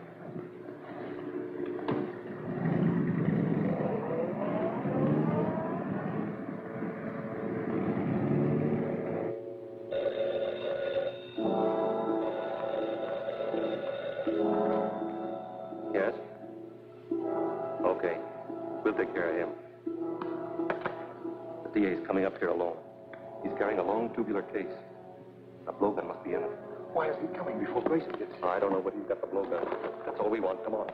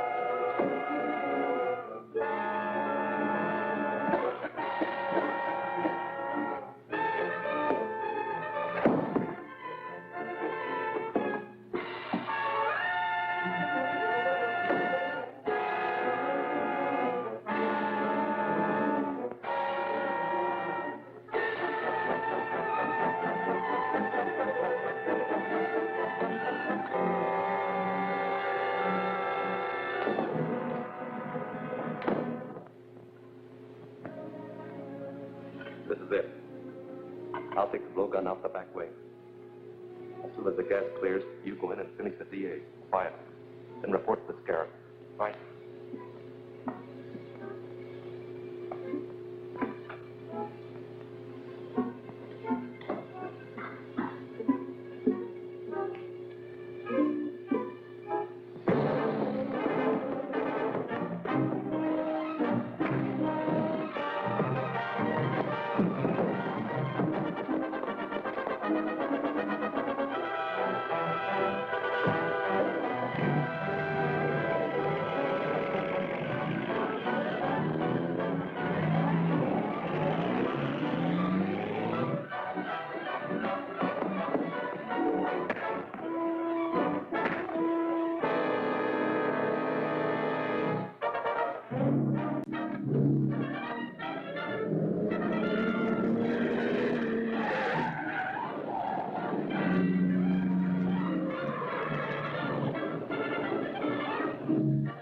Maxon drove out of the alley and Miss Richards after him. Here, take my car.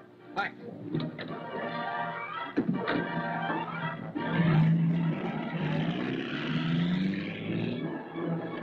Calling Gail Richards. Calling Gail Richards. Come in, Grant. Where are you? Going out Jefferson Road. Matson's about a quarter of a mile ahead of me. Don't get too close. I'm following you in Donovan's car. Keep me posted. Right.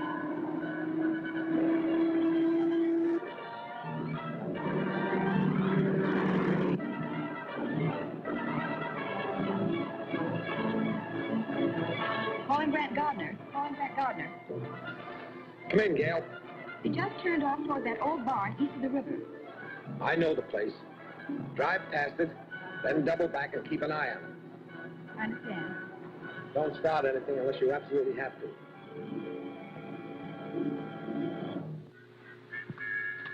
I'll have this fixed in a minute.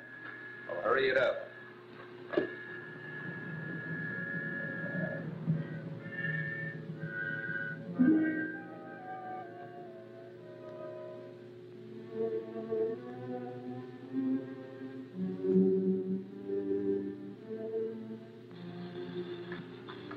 H1. Calling H1. Come in, M3. Did you get the blowgun? Yes, everything's okay.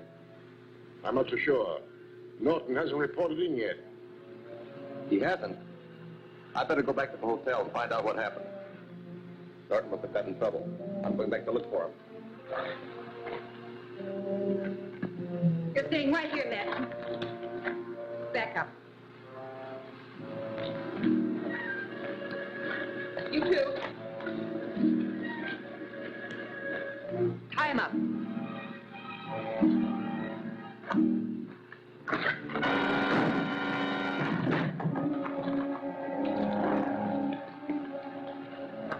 That was quick and easy. As far as he's concerned, yes. But he worked with Captain America, and he's probably on his way here now. We have too much stuff belonging to the museum stored here. And we can't take a chance of letting anyone find it. Spread a powder thing. We'll blow up the whole works and the girl with it.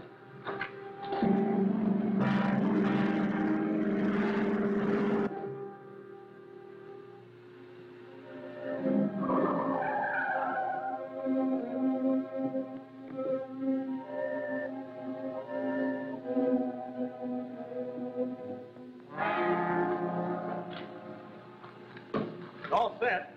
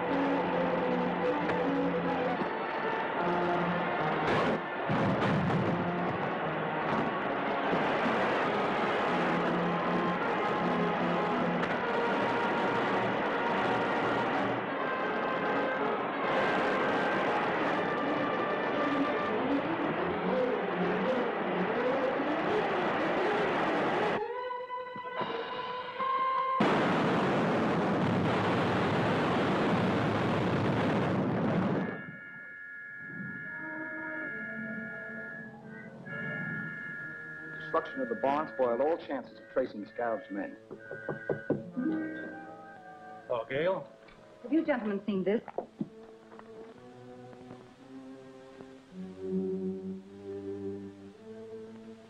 Dr. Clinton Lyman, brother of the late Professor Lyman, who was a victim of the Purple Death, will demonstrate his latest invention at his home tonight.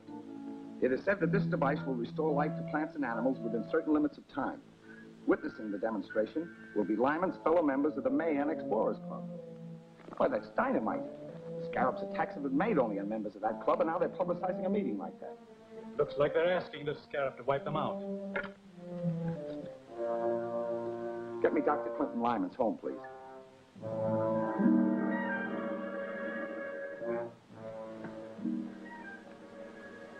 Hello? Oh, I never intended that to get into the papers. I simply mentioned it at a private luncheon at my club. I advise you to cancel tonight's demonstration. Oh, no, that's impossible. Then you're only inviting disaster for yourself and your associates. No, I don't really think so. If it would relieve your mind, why not attend my demonstration? Thanks, I will. I'll be there with my assistant, Miss Richards. These scientists don't seem to realize their danger from the Scarab.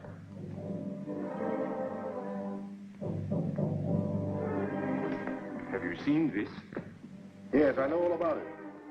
I had lunch at the Mayan Explorers Club, and I'm among those invited to Lyman's house. Is there anything to this perpetual life machine? We will find out tonight. Lyman will try and bring a dog back to life, and the Humane Society is cooperating in the experiment. If his device works, I must have it. I've always dreamed of an elixir that will give me power over death itself. You'll be there yourself. How can you possibly? Oh, it's relatively simple. Dinner shall be over at 8:45. About that time, the truck from the Humane Society should arrive at Lyman's residence.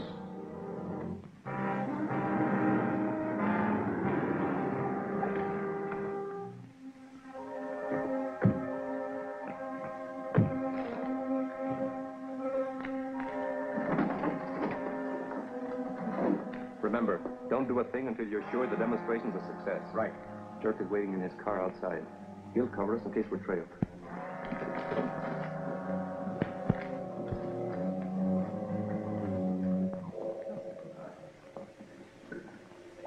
What beautiful roses. This morning, they were withered and dead. My machine restored them to life. Ma. Can the machine be used to restore human life? I've never tried it, but I'm convinced it will. That must be the men from the Humane Society. Excuse me.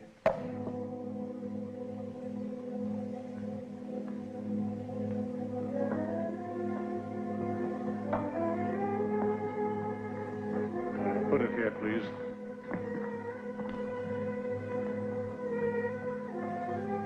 Now, if you'll wait in the anteroom.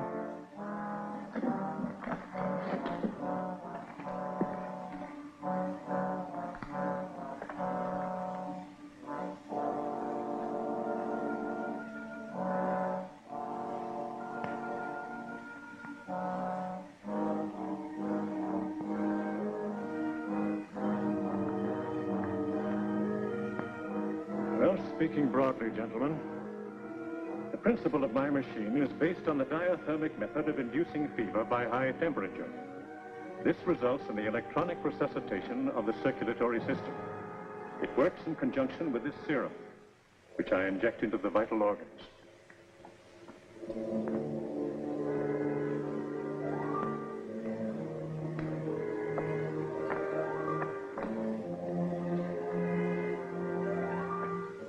Of course, if the subject has been dead too long, I cannot expect success.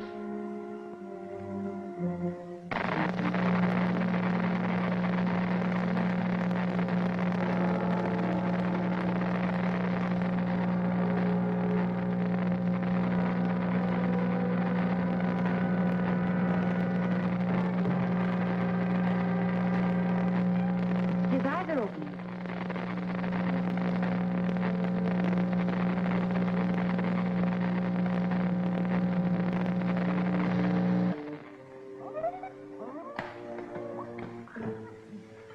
Gentlemen, I believe the experiment is a success.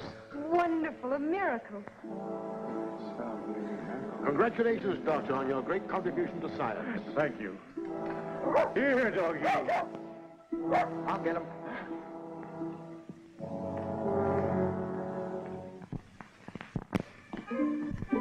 Hold it, everybody. What do you mean? What is this? Get away from that table.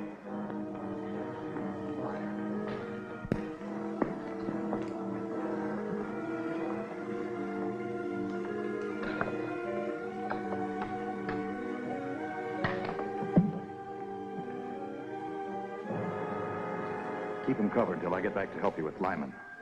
Get over against that wall.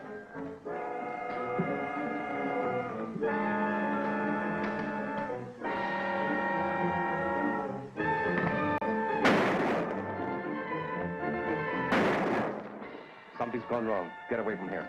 I'll pick up Dirk and we'll take care of Lyman.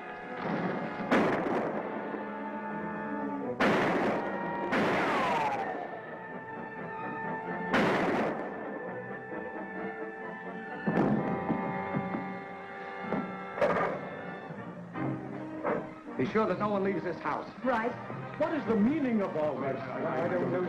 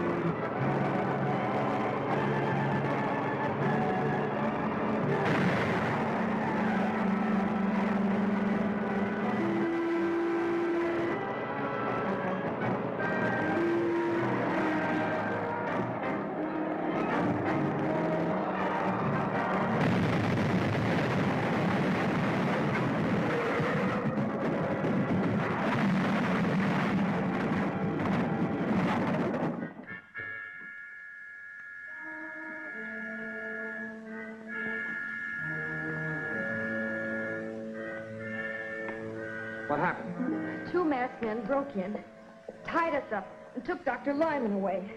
Dr. Melder was hurt trying to resist them. Tore the mask off one man. It was Matson. I didn't see the other man's face, but if I ever see him again, I'll know.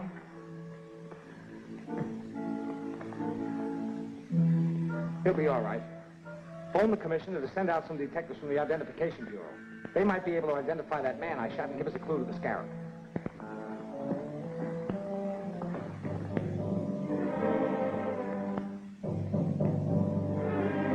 Lyman's at a research laboratory, and Hunt got through with the machine safely. We really outfoxed the DA this time. Not entirely. He found a watchman's key on Rick's body, and it won't take him long to trace it. Where did Rick work? He was a night watchman at the Collins gravel pits. We've been using the office there as a meeting place at night. Well, go there immediately and destroy any evidence that might point to me before the district attorney gets there. Or wait. I have a better plan. One that will remove the evidence and also the district attorney if he goes there.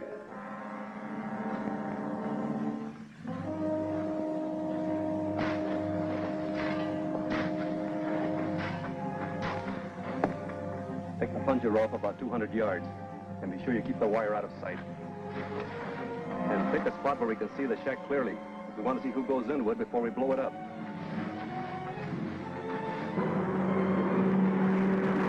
I'll jump off about 100 yards from the entrance. Keep going. You know what to do.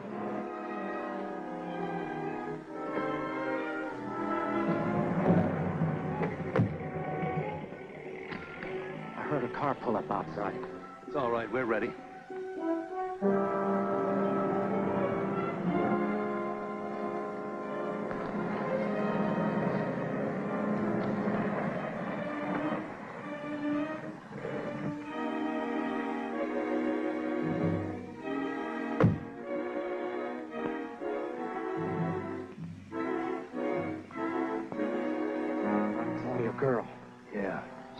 works with Captain America.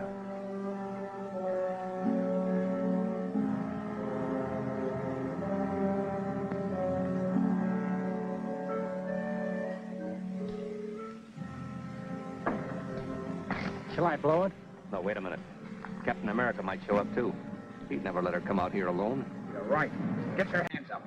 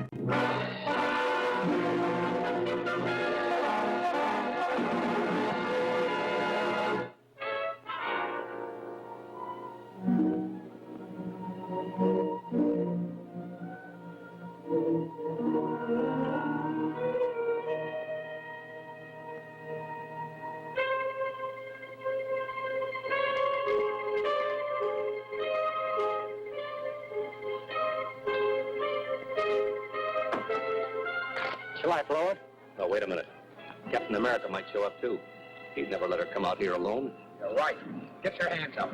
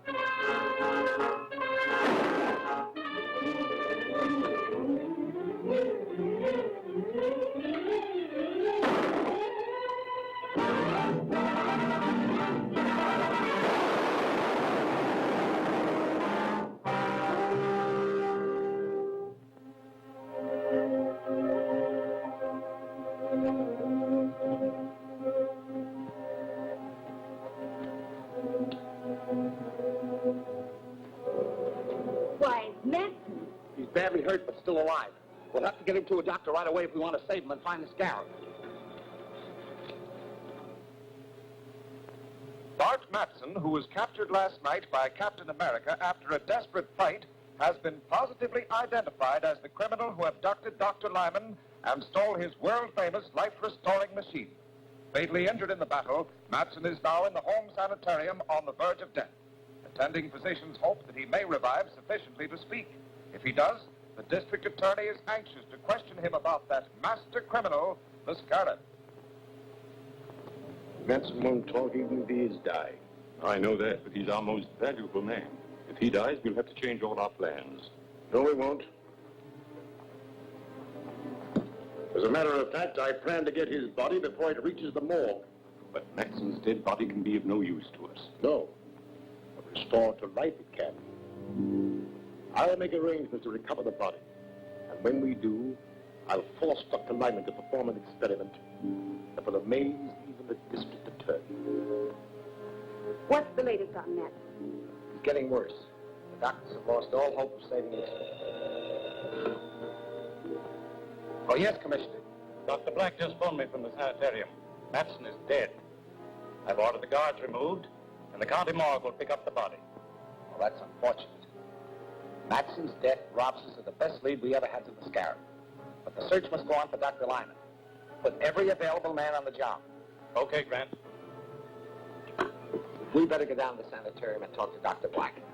It's just possible that Matson made some delirious remark, which may help us locate Dr. Lyman.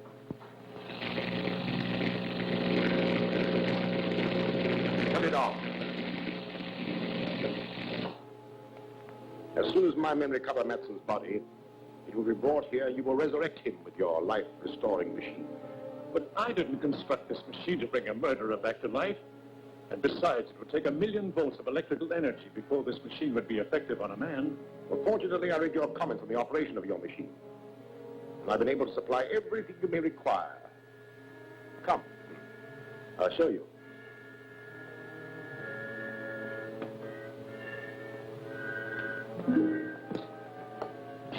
Open up the panel.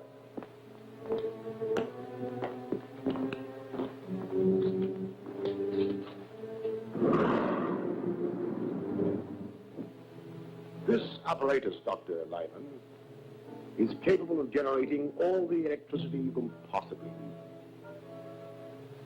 need. Set the control for 1,000,000 volts. Throw the generator switch.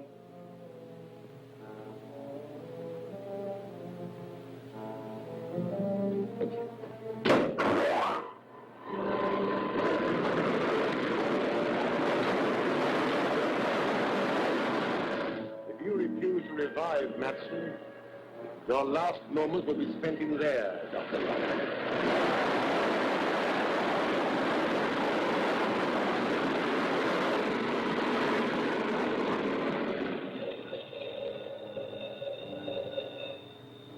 Yes? Oh, yes, Gruber. Very well, we'll be ready. You won't have long to wait, Doctor. My men report that the morgue truck has just arrived at the home sanitarium.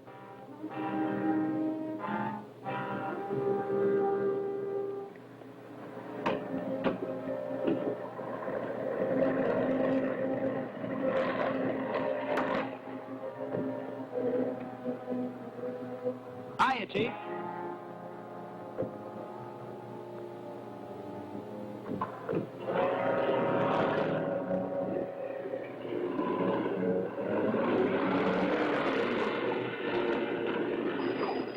What's the trouble? Get out. Open up the truck.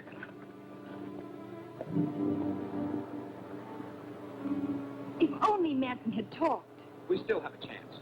Some of his friends may try to claim the body. If they do, I'll have them trailed. We'll go to the morgue and make the necessary arrangements.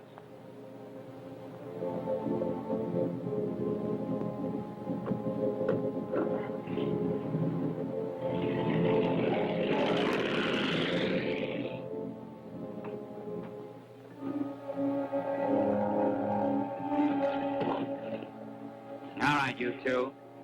Start walking and don't look back.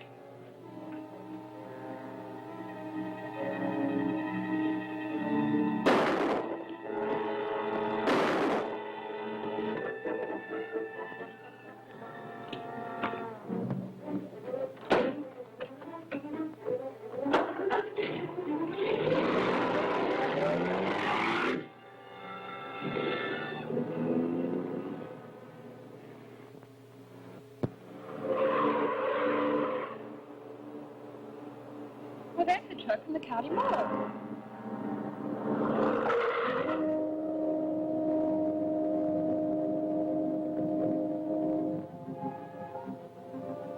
Look out! Don't step there. Something written on the ground.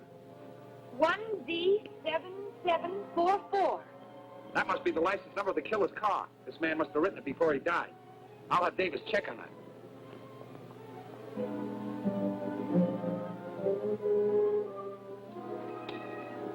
GG calling WD. GG calling WD.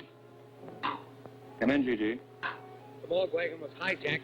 An automobile with the license number 1D7744 may be involved. Have the commissioner send out a general alarm to locate the car, but make no arrests. I'll handle this case myself. I'm on my way back to the office now. Okay, Chief. I just want to verify this number. 1D7744.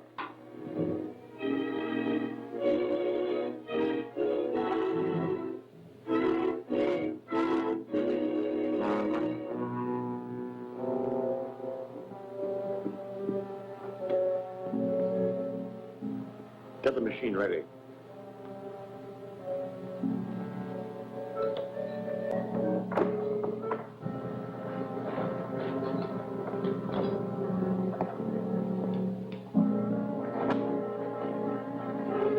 If Madsen does not revive Dr. Lyman, your body will be used in the next experiment. Turn the generator on to full capacity.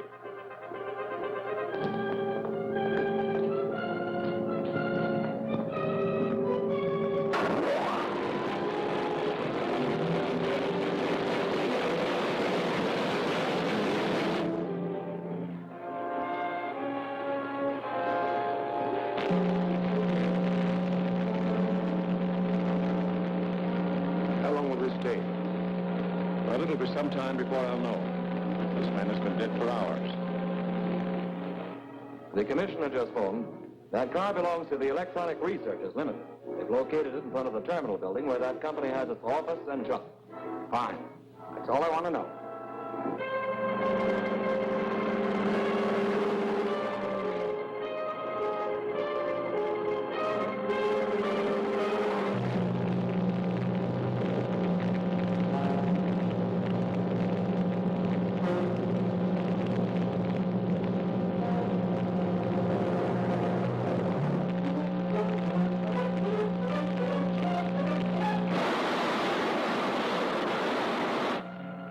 Well, that should be enough for now.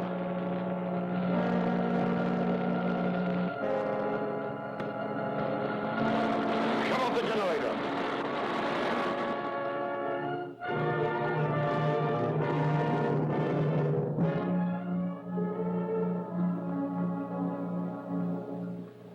He's ready for the serum now.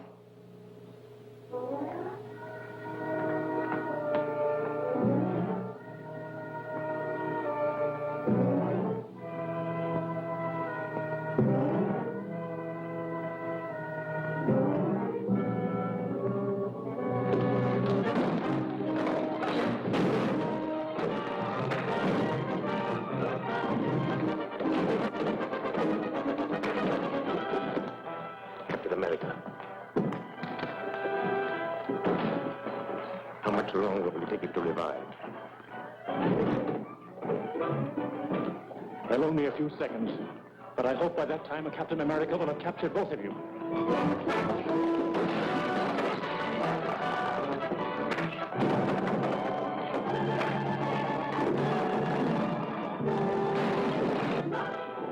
His eyelids are fluttering.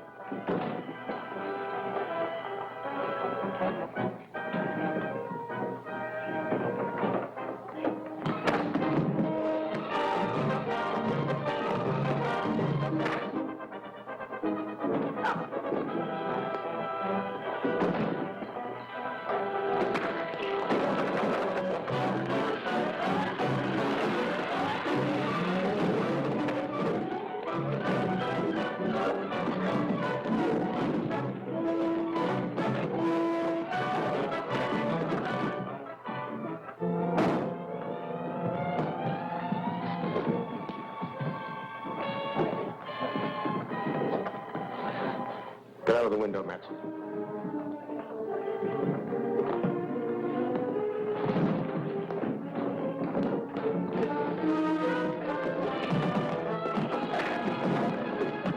leave till you get down. Wait in my car in the alley.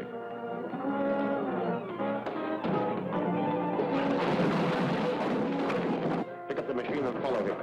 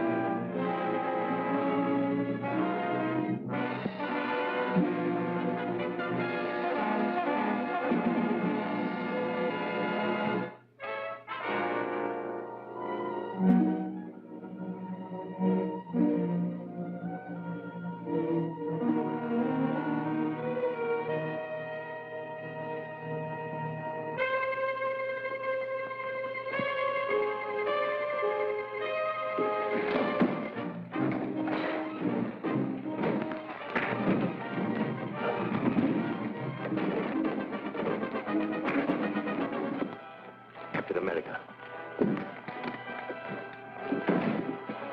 How much longer will it take it to revive? Well, only a few seconds. But I hope by that time Captain America will have captured both of you.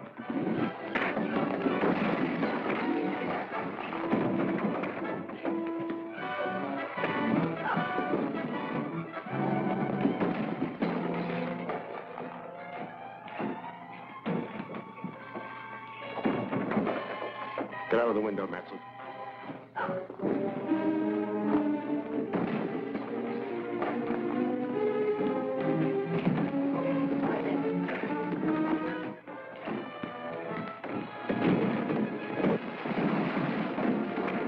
Pick up the machine and follow him.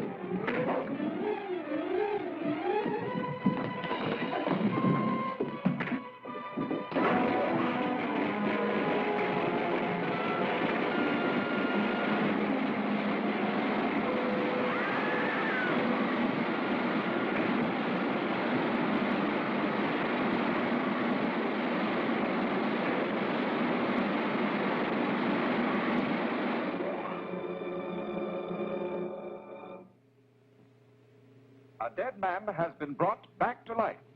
This astonishing news came from the district attorney's office today when it was announced here that Bart Matson, the notorious Garrett henchman who died yesterday, was resurrected by Dr. Lyman's life-restoring machine. While there are no known witnesses to the actual operation, Matson was seen escaping from an electrical laboratory in which the body of Dr. Lyman was found in the midst of the wreckage of his machine. You should be thankful, Matson. You're the only authentic case of modern times of a man who has returned from the dead. I owe you a lot for that. Too bad Lyman smashed the machine. Yes, it's unfortunate. However, we've destroyed another enemy. Don't forget that Captain America turned Dirk over to the police. They'll slap a murder charge on him. Oh, I don't think so. The only witness is Captain America, and he can't testify without revealing his identity. If he does that, we should be compensated for the risk we are taking. Dirk might talk. They put the screws on.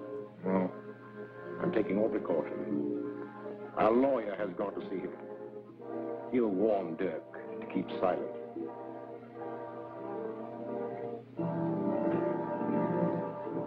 Hello, Grant. Did you get anything out of Dirk? Not yet, but I will. Dirk will crack up when he's charged with murder. But you can't make a murder charge stick. You haven't any witnesses. All you can prove is that Dirk was present at the time of Dr. Lyman's death. Any smart lawyer will smash your case in no time. But Captain America will. Captain America was unquestionably a witness, but you can't produce him. I probably won't need to. Dr. Lyman was abducted from his home along with his life-restoring device. His body was found beside the smashed machine. Now, if I can prove that Dirk was the unknown masked man who helped Maxson with the abduction, I'll convict him of murder. But you can't prove anything. Gail Richards, your assistant, is the only witness who made a positive identification of Dirk as one of the abductors. Her unsupported testimony will not be sufficient in court. I may be able to back up Gail's testimony. There's still one more witness. May I use the phone? Help yourself. Get me Dr. Malder at the Drummond Museum.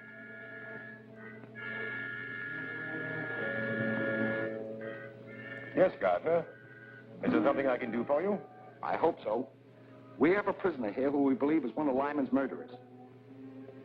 Now, we'll have a case against him if you can testify that he was one of Lyman's abductors. But he was masked. I only saw the man that Miss Richards called Maxson. I understand that. But we'll put a mask on the prisoner, and there may be something, some gesture or some mannerism that you may recognize. At any rate, it's worth a trial. Now, could you arrange to be in my office at 2 o'clock this afternoon? Of course. But I hope you have the right man.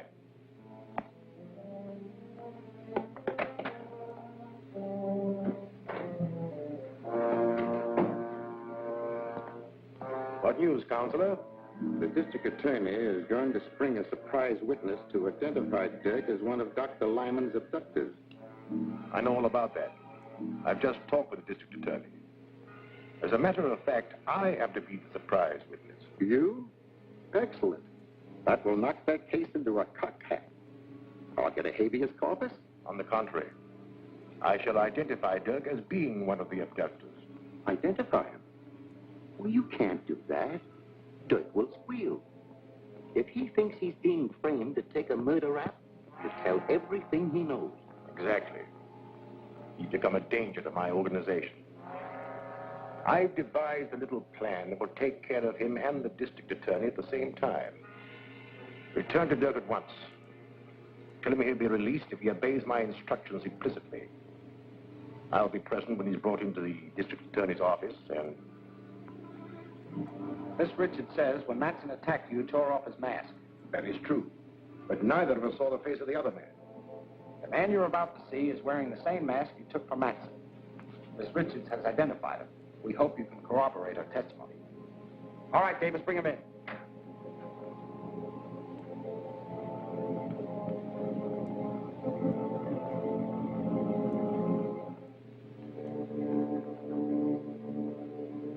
No, I'm sure this is not the one. Quite right, Doctor. This man is one of my operatives. Bring in the next one. You understand, Doctor, we've got to be absolutely sure. We don't want your judgment influenced by your friendship for Lyman. Of course. My opinion will be without prejudice, I assure you.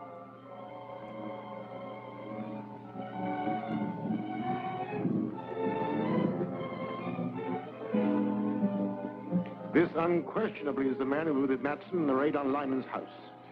That's a lie. You're trying to frame me. Are you willing to identify this man under oath? Positively.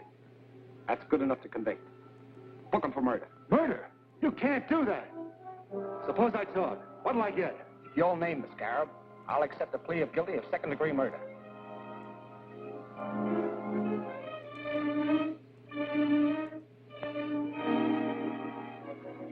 All right.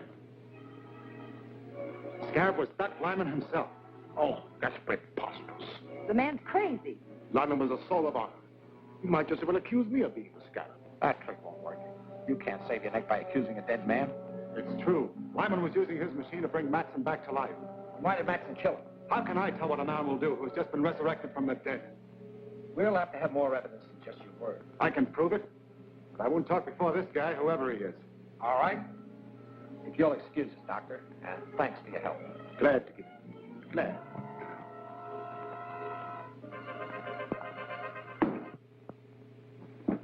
Now talk. What's your evidence? Lyman's papers and a list of all his agents. They're hidden in his house. Lyman's house was thoroughly searched before it was closed up. You didn't know the scarab. There are secret compartments in his house that your caps could never find. Take me there and I'll show you. I think you're lying, but I'll call you a bluff and take you to Lyman's house.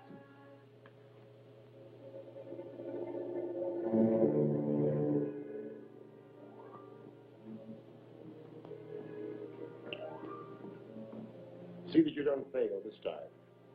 Dirk has served his purpose and is of no further use to us. He and Gardner must be destroyed. Leave it to me. I'll drop them the minute they come through the door. Not quite so quickly.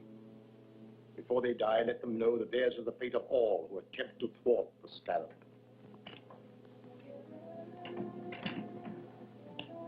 DA is driving up in front with Dirk.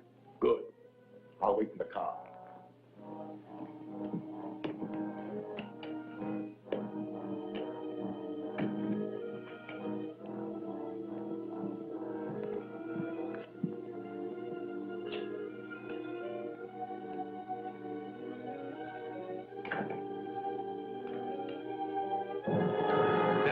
Gardner. Good work, Matson. I knew the scarab wouldn't let me down. Quiet, you double-crosser. When you threatened to squeal, you signed your own death warrant. As for you, Mr. DA, you're finally going to pay the penalty for interfering with the scarab.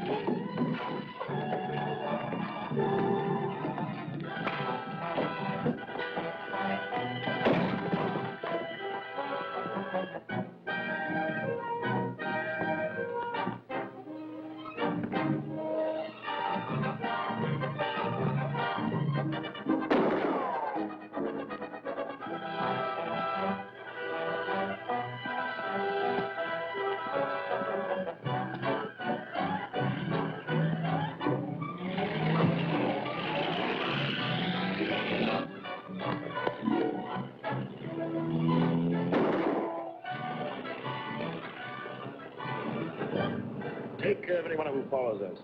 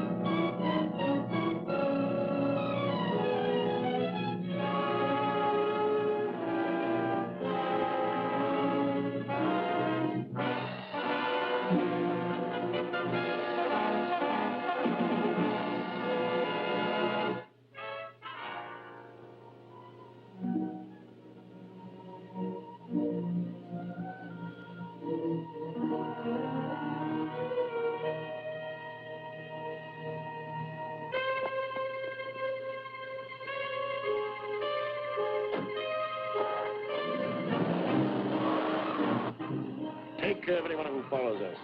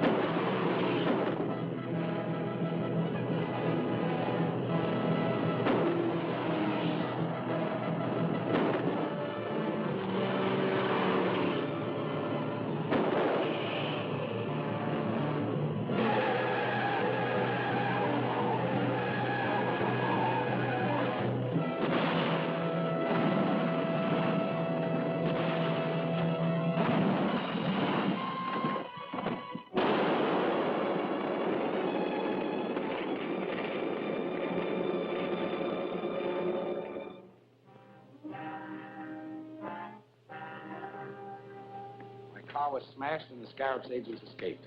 G.F. Hillman, the railroad president's on the phone, Chief. He's calling by a radio phone from his private car on the Westland Limited. Hillman? Wasn't he one of the principal backers of the Mayan expedition? That's right. I'll take the call here.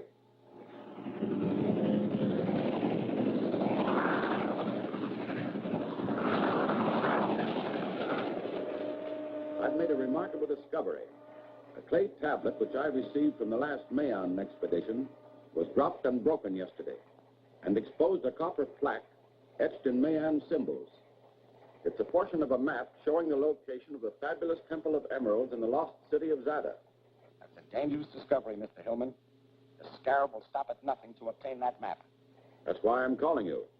A duplicate stone tablet, undoubtedly containing the missing portion of this map, was given to Dr. Maldor, curator of the Drummond Museum.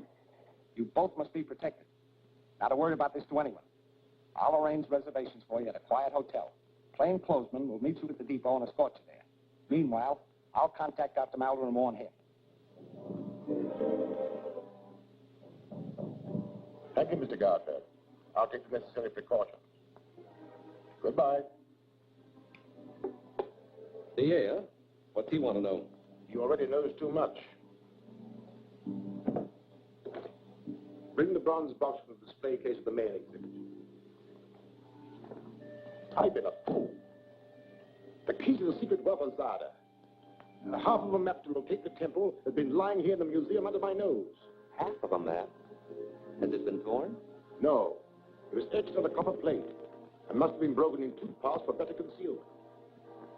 Hillman discovered one of them and is taking it to the district attorney. Ah.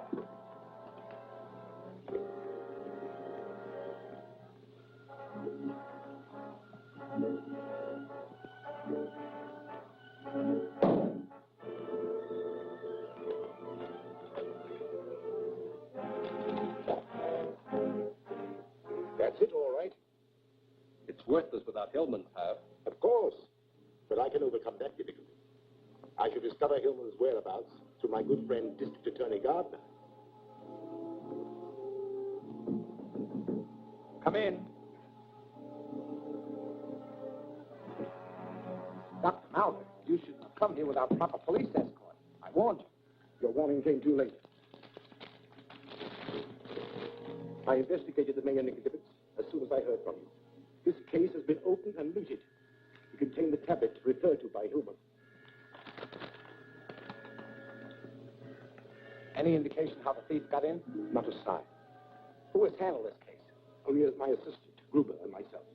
Well, have a seat, Doctor. I'll have Davis check this for fingerprints.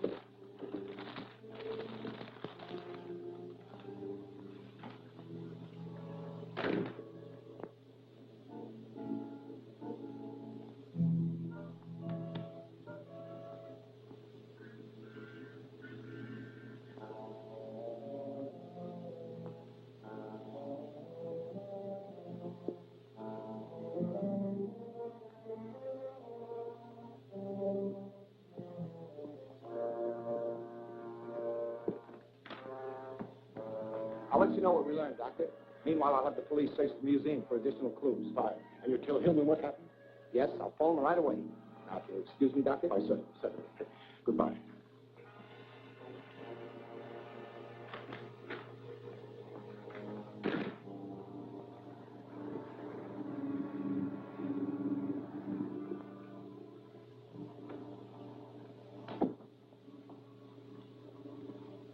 Have you forgotten we're dining with Mr. Hillman? I'll be with you in a minute.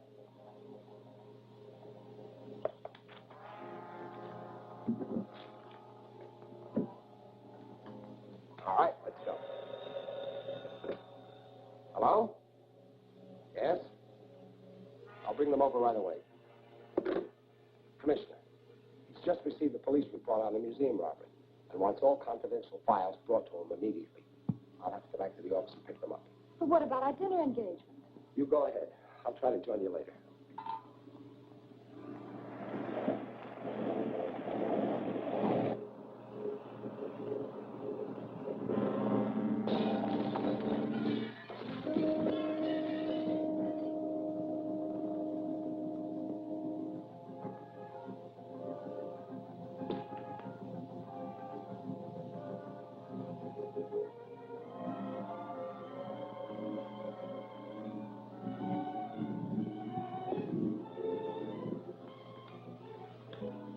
I'll let you know what we learned, Doctor. Meanwhile, I'll have the police search the museum for additional clues. Fine. And you tell Hillman what happened? Yes, I'll phone him right away. Now, excuse me, Doctor? I certainly. Goodbye.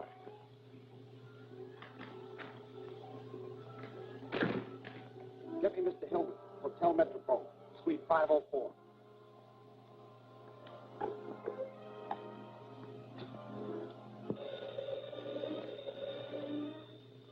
Yes? Here's your information. Metropole Hotel, Suite 504. That's all we need. Leave the jewel scallop and clear out fast. Hillman's at the Hotel Metropole, Suite 504. You know the plan. Get started. Yes.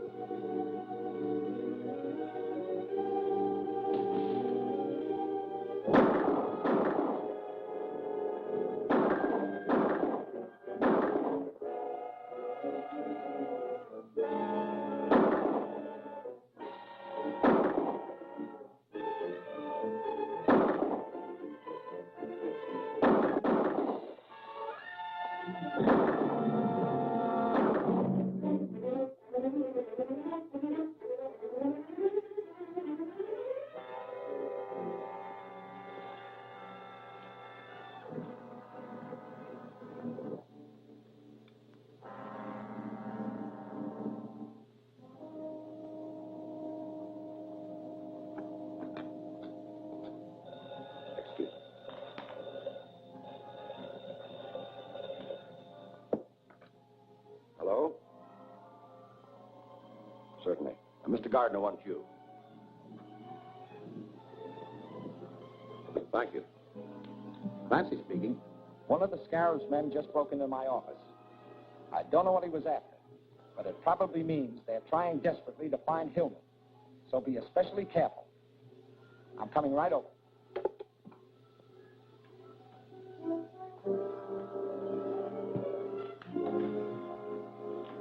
Mr. Gardner can't arrive too soon to take the accursed thing off my hands.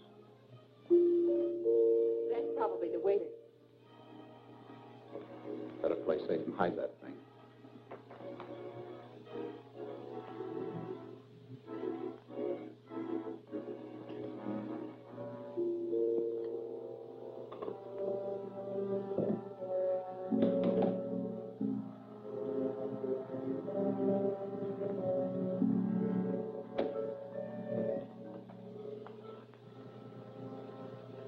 Sorry, Bud. Just a formality.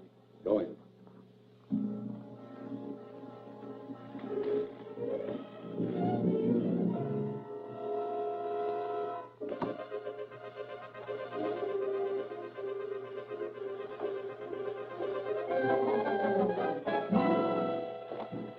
What's the meaning of this? One peep out of any of you, and it'll be your last. Get over here. Turn around.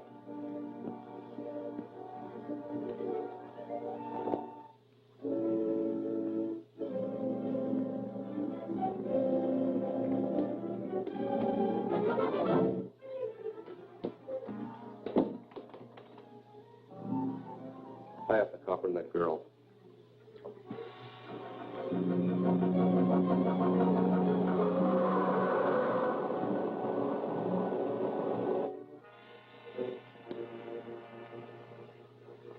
Put them in the closet.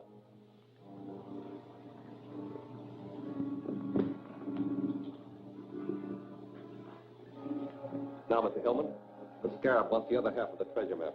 You may tell the Scarab I'll not aid his murderous plans, even at the risk of my life. Not only your life, but the safe. Take care of those two. Wait.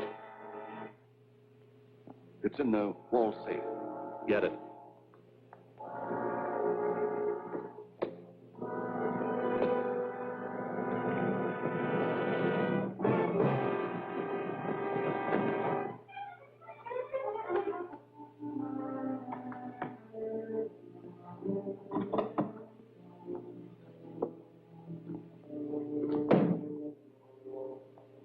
Watch him.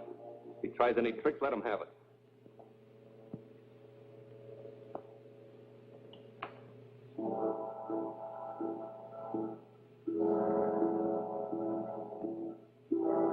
This looks like the real thing, all right. Now, we're taking you to a nice, quiet place where you can decipher both pieces of this map for us. We'll go out the service entrance. Take a look in the corridor and see if it's clear.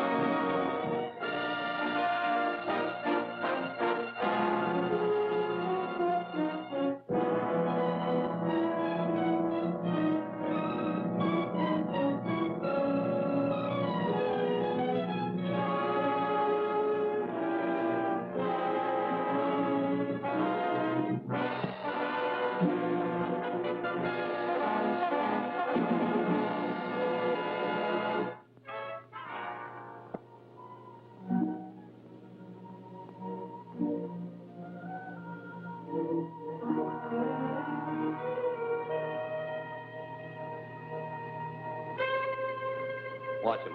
If he tries any tricks, let him have it.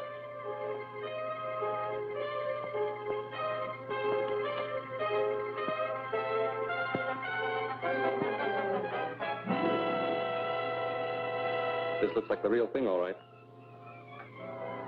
Now, we're taking you to a nice, quiet place where you can decipher both pieces of this map for us. We'll go out the service entrance. Take a look in the corridor and see if it's clear.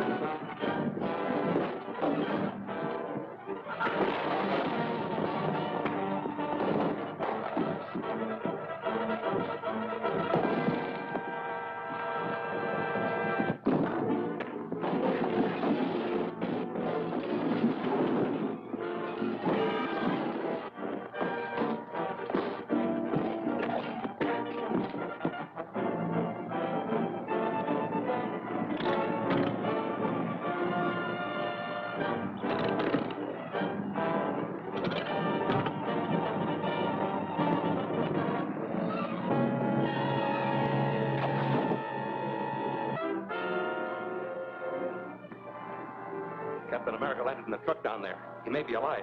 We better clear out before he raises an alarm. We've got to take Hillman with us. He's the only one that can decipher the plaques.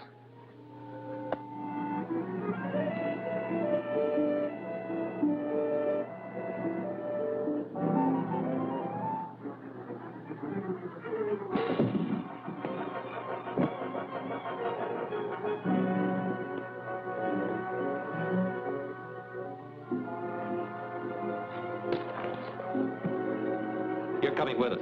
If anyone tries to stop us, you'll be the first to get it.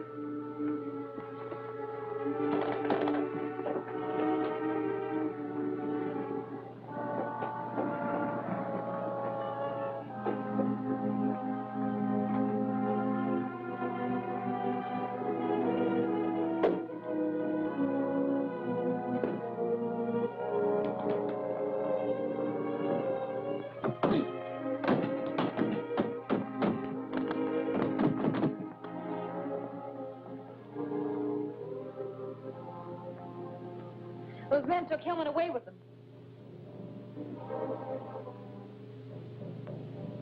Captain America tried to trail us, but we lost him. So Hillman is resting comfortably at the farm. He'll be in shape to talk by morning. I wonder how Captain America found out we were at Hillman's hotel. I think I know. One of my agents reported that the man we sent to the district attorney's office for the electro recorder was killed. His body is in the morgue. And the DA must have the electro recorder with your voice on it. The sound was recorded on a magnetic wire. When it was played back, all sound was eradicated. There was no identifying mark of the mechanism. We have nothing to worry about from the district attorney.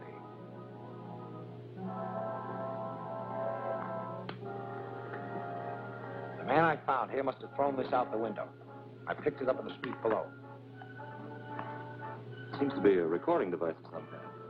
Yes, and it may have been planted in this office. Check it over thoroughly, Walter. All right, Chief.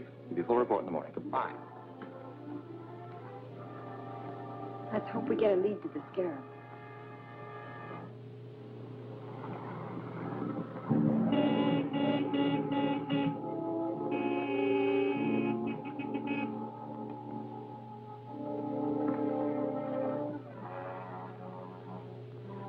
It's Matson, and the scarab is with him.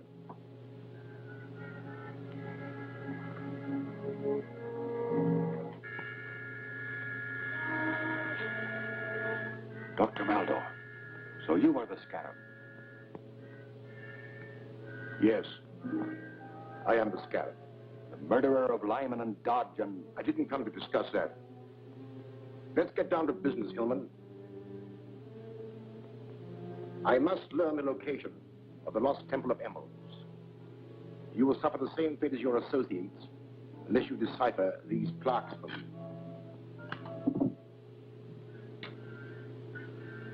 I won't do it. You'll never get your criminal hand to that fabulous wealth. You're very headstrong. But there are ways of making you talk. Tie him up to that chandelier.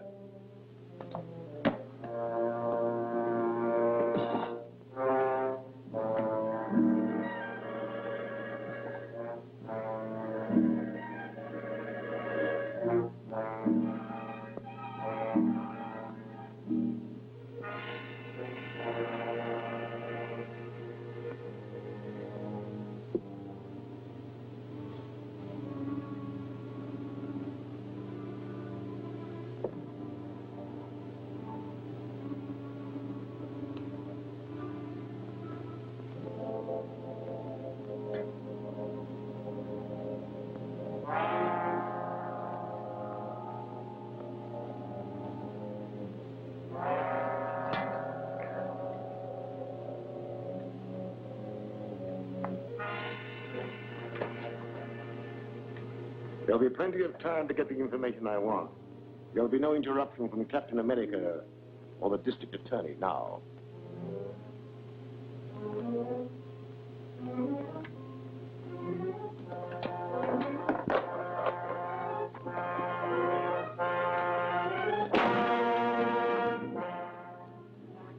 What'd you find out? Well, there were no identifying marks on the parts, but I found a fingerprint on one of the magnetic coils. Good. Now we're getting somewhere. Definitely. I identified the fingerprint as that of Ed Graham. He runs a radio repair shop at 32 South Street. Here's his record. Arrested 3 times on suspicion of robbery and receiving stolen goods. Dismissed each time for lack of evidence. Well, this time we really have some evidence. I hope it helps us find Hillman. We'll soon find out. I'll force Graham's hand before he learns we have his fingerprint to convict him. Get in touch with the chief operator at the telephone company. Have her cut into the line to Graham's radio shop.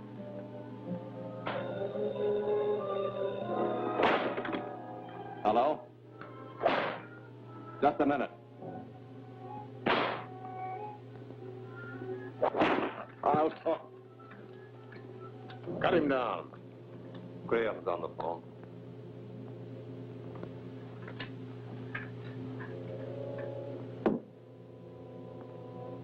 Yes, Graham, what is it? The district attorney dropped in with that electro recorder.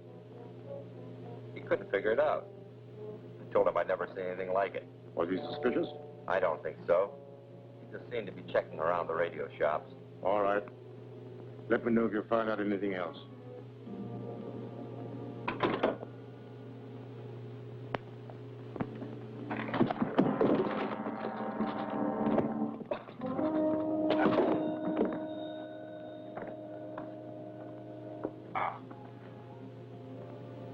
You may have fractured his skull. Your stupidity will delay my learning the secrets of those plaques. Stretch him out the couch, boys. Get my hat and coat. We're going back to town.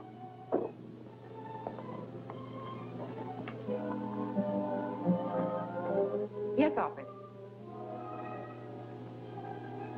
Thank you.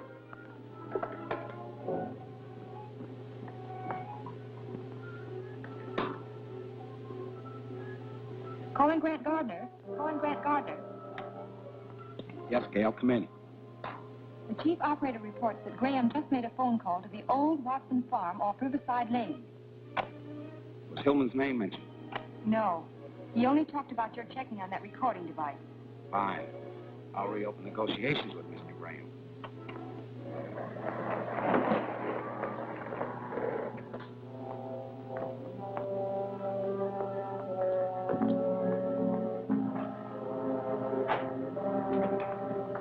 You're under arrest. What for? For manufacturing that recorder. Your fingerprint was found on the coil. All right, I made it. I sold it to a stranger. Yes. The stranger you just called at the Watson farm. How'd you find out? Never mind that. You better talk and talk fast. Is Hillman at that farm? Get around behind here.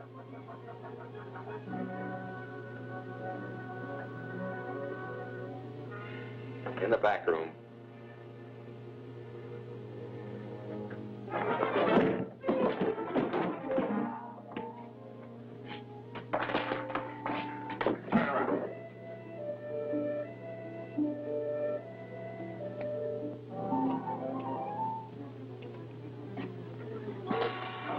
That'll hold you for a while. I'm going to investigate that farm.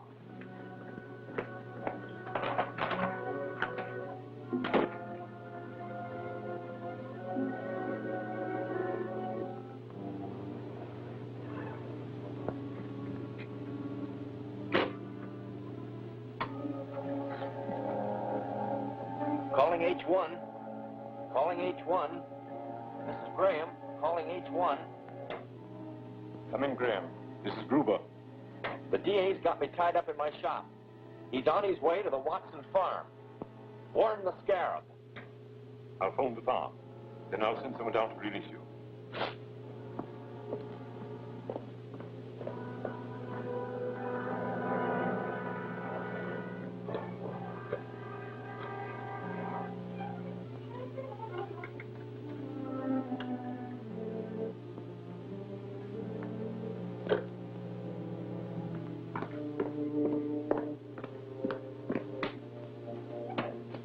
Calling M.A.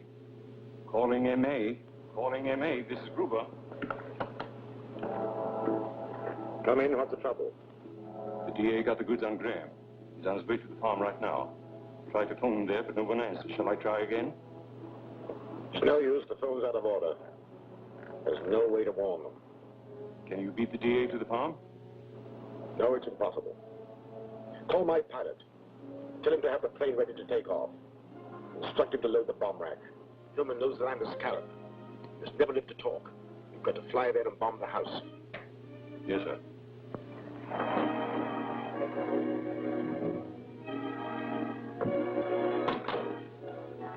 I'd better phone headquarters. Halt!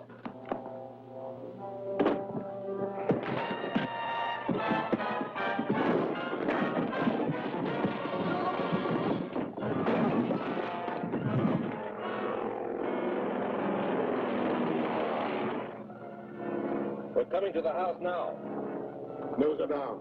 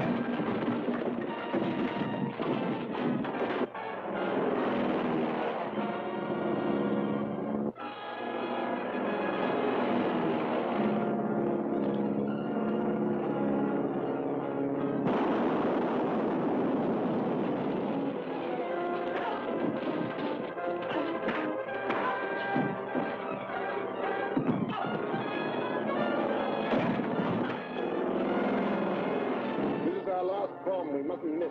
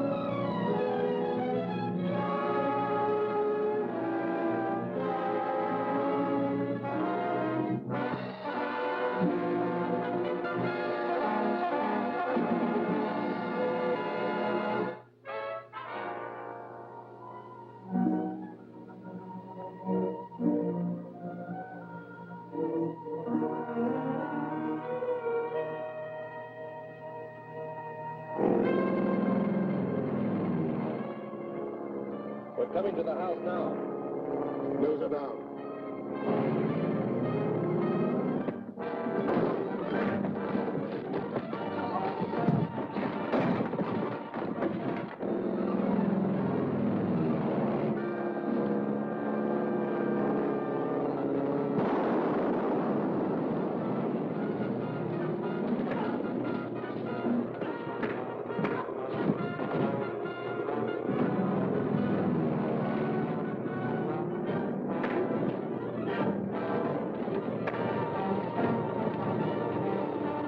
This is our last bomb. We mustn't miss.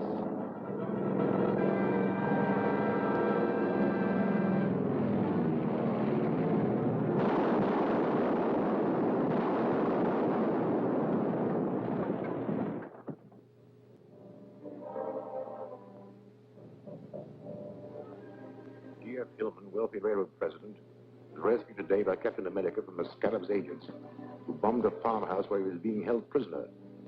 Suffering from a brain injury, he was rushed to a hospital, the name of which the district attorney refuses to divulge, saying that it be kept a secret to protect Hillman. If Hillman does regain consciousness, you'll tell them that you are the Scarab. He must be killed before he can talk. How? Only the DA and Captain America know where he is. His office of the district attorney and Captain America are the same man. When Graham phoned from the radio shop, he said that the district attorney was on his way to the Watson farm. Yet Captain America was the one who reached there. That doesn't locate Hillman for us. Gail Richards will. How is he?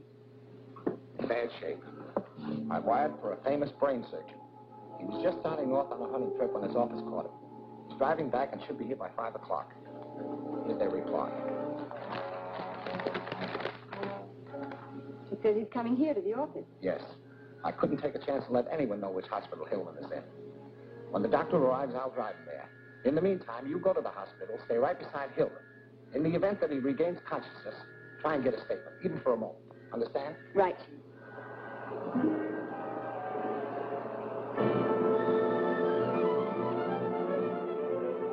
Keep quiet and drive where I tell you. Where to? The Drummond Museum.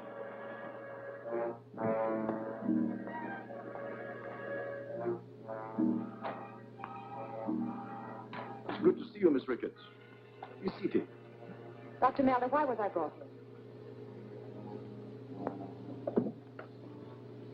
Perhaps this will explain. It explains a lot. You're the scarab. Yes. It's your misfortune that I had to let you know. But I need some information. Sit down.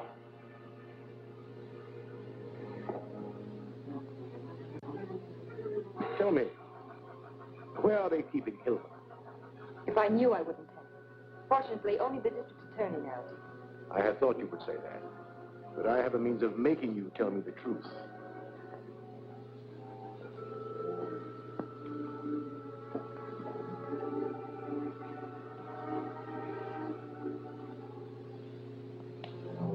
This contains an extract brewed from a jungle flower, which is a very efficient truth serum. Under its influence, you will tell me anything I want to know. Unfortunately for you, the effects never wear off, and you will spend the rest of your life in an insane asylum, a hopeless idiot. And now, Miss Richards. Wait. Go ahead, Miss Richards, and I warn you to tell the truth. I don't know which hospital Mr. Hillman is in, but the district attorney has wired for a brain surgeon who is driving here in his car. He will arrive at the office at 5 o'clock. From there, he's to be taken to the hospital. What is the surgeon's name? Dr. Rodlam Barracks. Spell it. R-O-D-L-A-M-B-A-R-A-C-S.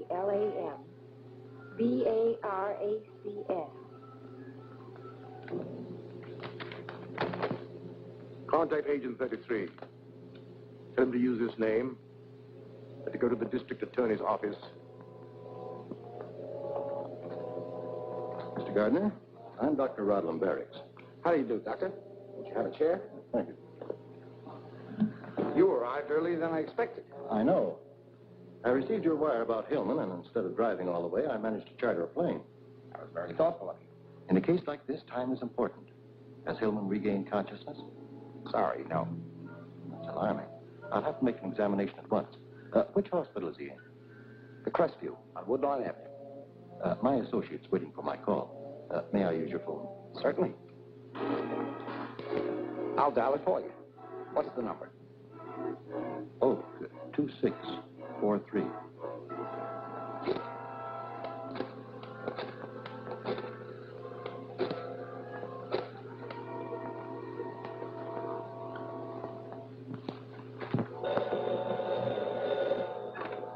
Hello? Get my surgical kit and meet me at the Crestview Hospital on Woodlawn Avenue. Understand? Got it. I'll take care of everything. The men are waiting downstairs.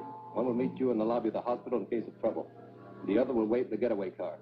I'll be here when you get back. Very well. I'll start at once. I'm sorry I can't go with you, Doctor, but I have some work to do. Please phone in your report as soon as possible. Of course, Mr. Gardner. Thank you.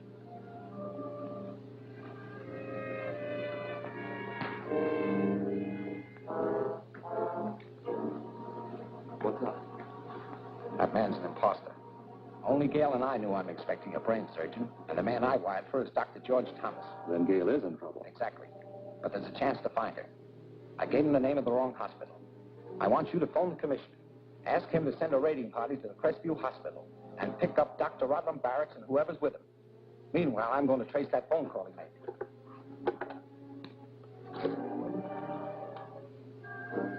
This is the district attorney. I want the address of Oak 2643. Who's there? The district attorney. Open up.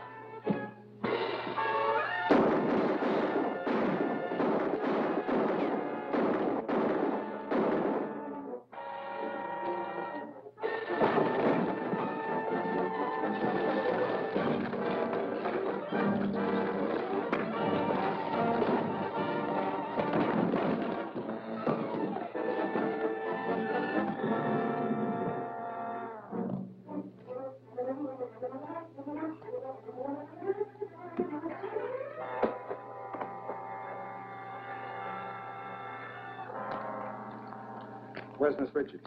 How would I know? You know all right. And about that phony surgeon, Rodlam Barracks, too. Phony? Well, the girl told us that... She gave you the wrong name. She made this one up to warn me. And at the same time to tell me that Malder is the Scarab. Malder? You're crazy. Hey, how could she do that? Rodlam Barracks is Malder Scarab spelled backward. See? S-C-A-R-A-B. M-A-L-D-O-R. Malder is the Scarab. When Malder finds out she double-crossed him, he'll kill her. She'll have a horrible death. Well, you know what he'll... Shut up. He won't find it out in time. Yes? The whole thing was a trap. The cops were waiting at the hospital. Got the others. I just managed to escape. Hold the car there for a fast getaway. We'll be out as soon as we dispose of the girl.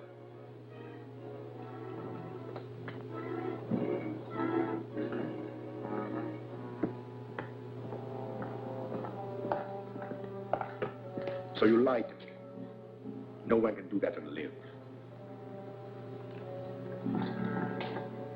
This looks 1,000 years old. But it isn't. A week ago, he was a living, breathing man. But he disobeyed my orders. He was placed in this case. In a short time, he became the withered mummy that you see before you. And you'll be just like that in a few minutes.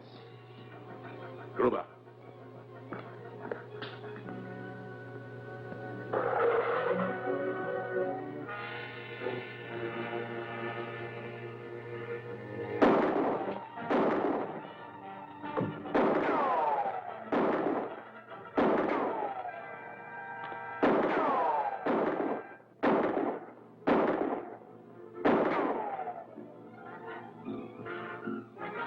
I'll get our variables together while you connect the mummifying gas. I'm afraid the district attorney will hardly recognize Miss Richards when he finds her a withered mummy.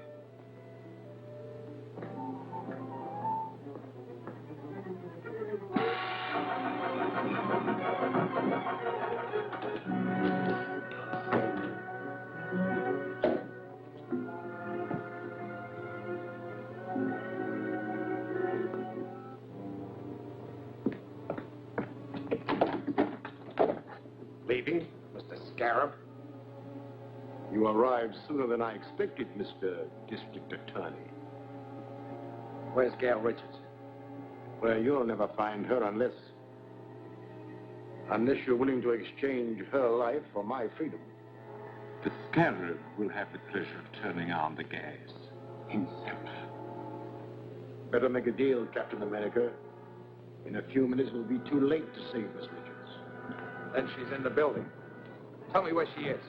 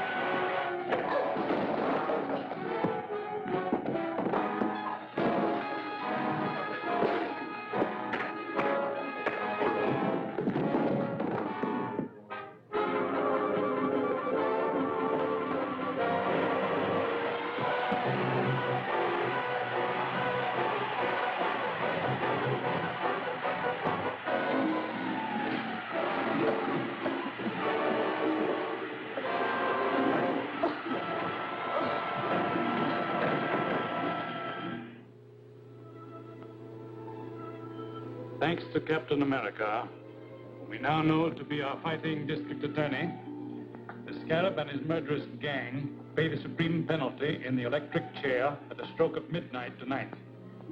To review the Scarab's crimes? No need to review them now. These convictions definitely prove that crime doesn't pay. I want to say that the people of this city owe a great deal to you, Mr. District Attorney, Captain America. Thank you. But we owe a great deal more to Gail. Her cleverness tipped me off to the Scarab's identity. But Captain America arrived in time to capture the Scarab. It's midnight.